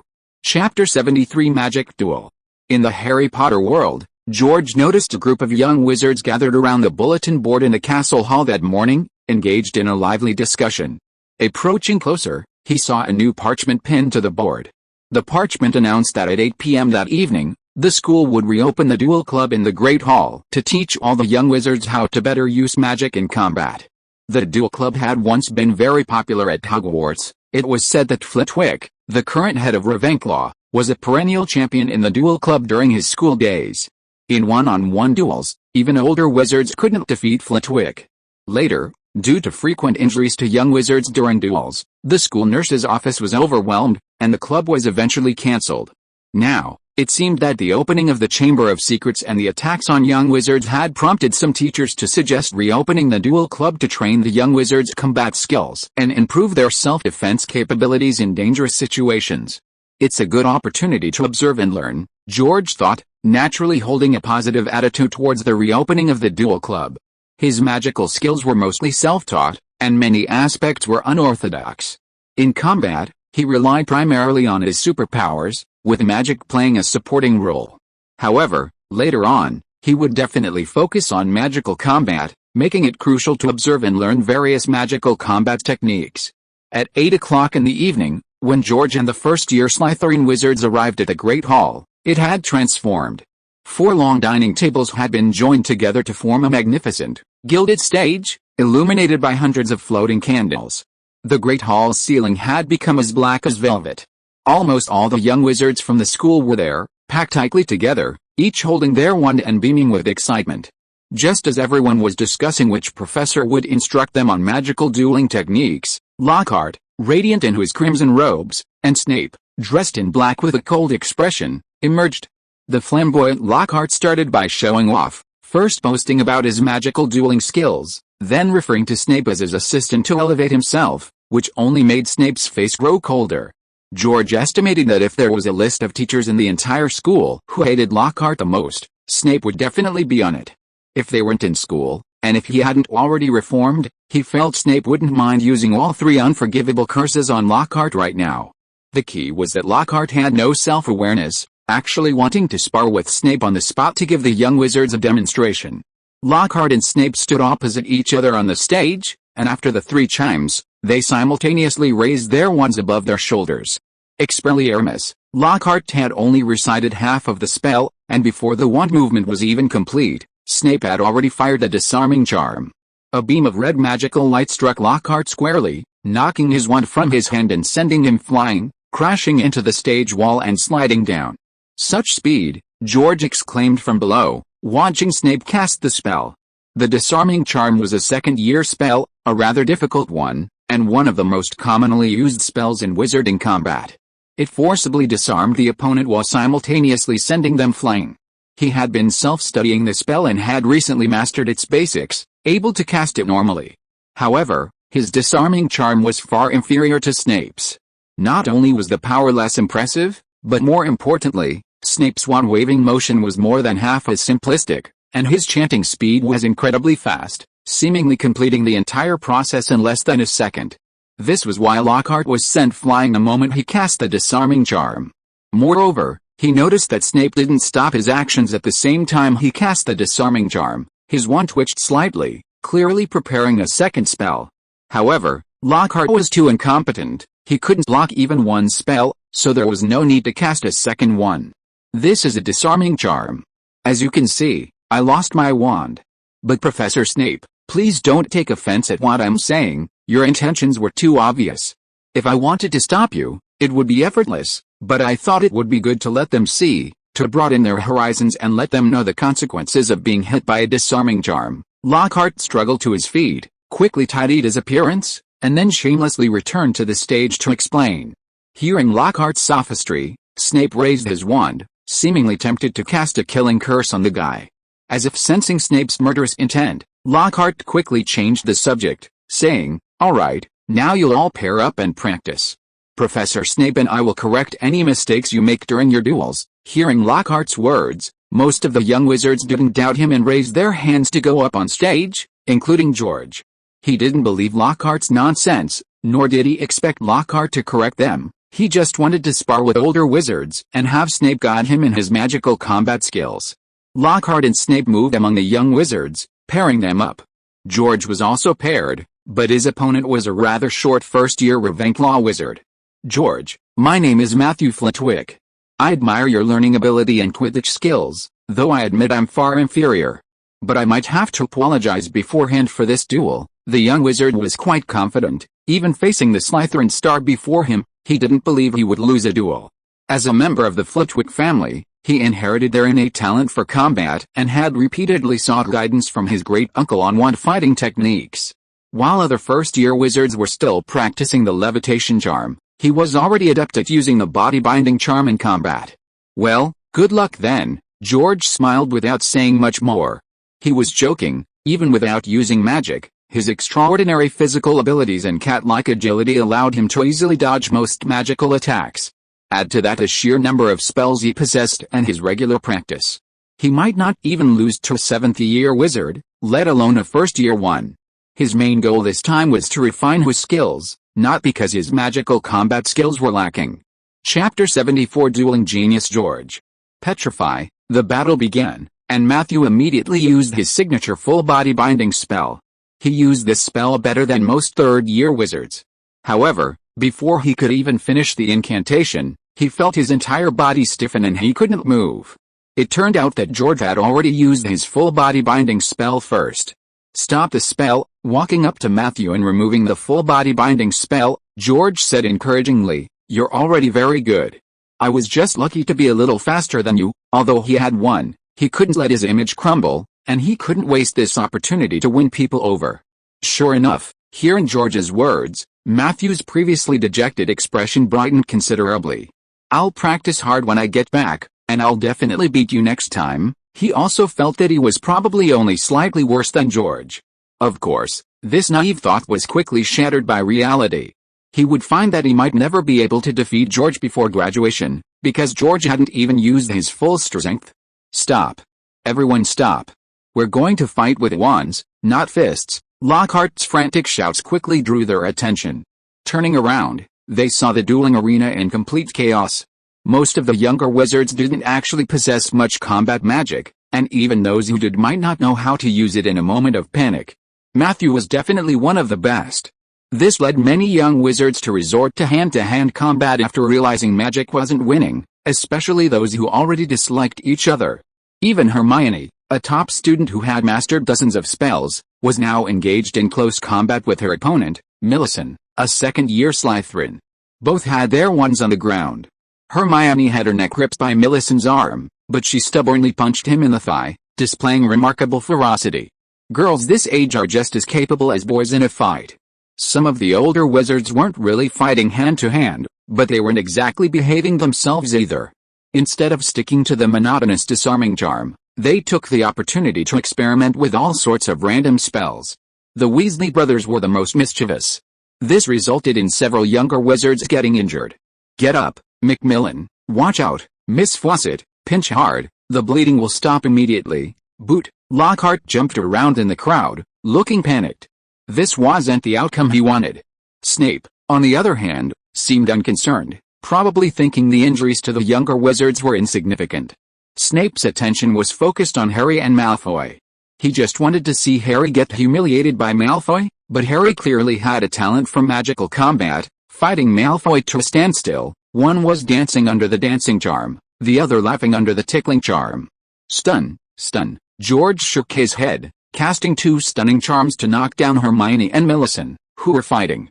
He then weaved through the crowd, unleashing spells that quickly subdued all the first and second-year wizards locked in combat. He then turned his wand on the older wizards. Some third and fourth-year wizards were no match for him, until he faced the 2 most powerful 7th-year wizards. Stun, protect your armor, Expelliarmus. The older wizards were no match for the younger ones. From the moment he joined the battle, George experienced the strength of a serious 7th-year wizard. His stunning charm was indeed fast, but the protect your armor charm was equally swift, not only blocking a stunning charm but also applying a disarming charm. Fortunately, although he didn't know the protect your armor charm, his reflexes far surpassed those of ordinary people, allowing him to quickly dodge the disarming charm. So it's George. Want to duel us? Watch out. Seeing the first-year Slytherin star join the battle, the 2 7th-year wizards, though somewhat surprised, had no intention of stopping. Thus, their duel turned into a 3-way free-for-all. The 2 7th-year wizards unleashed a barrage of high-difficulty spells, magical light shooting out like lasers, quickly drawing the attention of the entire audience. In fact, George had already attracted the attention of many of the younger wizards who weren't participating when he helped knock out the younger ones. As the star of the renowned Slytherin school, recently invited by the National English Quidditch team and the youngest player on the world's Quidditch team, George had been on the radar for many young wizards since he stepped onto the stage for a magical duel, at least as much as Harry Potter, the Savior. Now, George had boldly joined the duel between 7th-year wizards, and more importantly, he had persisted without being eliminated, making it even more impossible for anyone to look away. I never expected him to be so talented in magical combat. Besides being good at academics and Quidditch, I suspect he must have cat blood in him. Look, he didn't even need a shield, he completely dodged all the spell attacks by sheer dodging. So cool, and kind of cute too. Merlin, I'm actually smitten by a first-year boy. I'm only 3 years older than him, age is no problem. I'd like to talk. As the discussion below grew louder, Snape and Lockhart noticed the situation. Seeing that George was holding his own against 2 7th-year wizards, Snape's face immediately showed a relieved smile. It had to be George. If it weren't for George's good relationship with Harry, he would never have let the useless Malfoy fight Harry. Looks like I should teach him a few more combat spells when I have time. He was very satisfied with George's magical combat talent, but George was still at a disadvantage fighting with older wizards using the same few spells repeatedly, which made him consider teaching George his own original spells ahead of time. Moreover, considering the secret chamber door was open, if George could master more spells, he could protect himself in case of danger. Previously, it was thought that George was only a first-year student and didn't need to learn powerful spells so early. The difficulty was too high. Now, it seems it's not impossible. Geniuses shouldn't be taught according to conventional methods. Everyone, look how well George is doing. He's been frequently asking me about magical combat techniques lately, so he's received some of my true teachings. Lockhart shamelessly stepped forward again. Snape almost kicked the guy off the stage in anger. He knew George often sought Lockhart's advice on magic, but it wasn't about magical combat techniques, it was just about forgetting spells, false memory spells, and memory-filling spells. Now, he was even more determined to find time to teach George the spells he had invented. That way, next time George used them, if Lockhart claimed he taught him, he would slap Lockhart in the face and see how Lockhart could argue then. Chapter 75 Nibus. Expelliarmus, Knockout. George seized the opportunity during a lull in the two 7th level wizards' attacks, using a speed advantage to close the distance and circle behind them. He then placed his wand against their backs and cast a spell, managing to win the round by sheer luck. To be honest, without his physical advantage, he wouldn't have been a match for the two 7th level wizards in terms of magical skill and combat technique. However, this battle gave him many new insights into magical duels in the Harry Potter world. In particular, the magical techniques used by the two 7th level wizards in their fight were truly invaluable. George helped maintain order and demonstrated excellent dueling skills. Although he still has room for improvement compared to me, it was still quite good. 20 points. Lockhart stepped forward and put his arm around George, causing Snape, who was a step behind, to raise an eyebrow. However, considering the points Lockhart had given George, Snape didn't say anything more and simply turned and walked to the center of the stage. It seems that you fools haven't quite mastered the skills of dueling. How about this, 2 by 2, Professor Lockhart and I will each give one-on-one guidance, and then we'll duel. Professor Snape's suggestion is excellent. I'll guide George. Lockhart directly called on George. A cold glint flashed in Snape's eyes. George is too good to serve as a good example. I think Malfoy and Potter are better. I'll guide Malfoy, and you guide Potter. That's fine too. Lockhart thought about it. Harry's reputation was no less than George's, so that was also a good option. All the young wizards left the stage, leaving only Snape, Malfoy, Harry, and Lockhart. George stood below the stage, knowing what was about to happen, but he didn't try to stop it. He needed the Chamber of Secrets to continue its sensational story, because only then would Dumbledore be temporarily suspended from the school next term, giving him the opportunity to sweep up all the dark magic in the Forbidden Library. In his current state, the only way for him to learn the 3 unforgivable curses and fiendfire was through the Forbidden Library. But whenever he entered the Forbidden Library, Dumbledore would secretly monitor him, preventing him from daring to look at the spellbooks that recorded dark magic. In fact, he was now very similar to young Voldemort in many ways, and if he showed any interest in dark magic, Dumbledore would probably become uneasy. So he was being particularly careful to restrain himself. Sure enough, during Harry's duel with Malfoy, when Malfoy used the snake's charm, Harry revealed his Parseltongue ability, inherited from Voldemort, to everyone for the first time, causing chaos. Most of the school believed Harry was the successor to Slytherin, because only Slytherins could speak Parseltongue. However, the duel club continued to hold its matches every night, and George attended each evening to practice magical duels with his 7th-year wizards, his wand fighting skills improving daily. Soon, Christmas Eve arrived, and school officially began its holidays. The Hogwarts Christmas break lasted over 2 weeks. After saying goodbye to his professors and classmates, George, carrying his suitcase and accompanied by his pet Peppa, boarded the Hogwarts Express for his return journey. 6 months ago, when he first arrived at school, he was just an inconspicuous little wizard with a rudimentary understanding of basic spells like the lockpicking charm. Now, he was a renowned Slytherin star, undefeated in one-on-one magical duels with 7th-year wizards. This was without using his superpowers. With them, his strength would be significantly greater.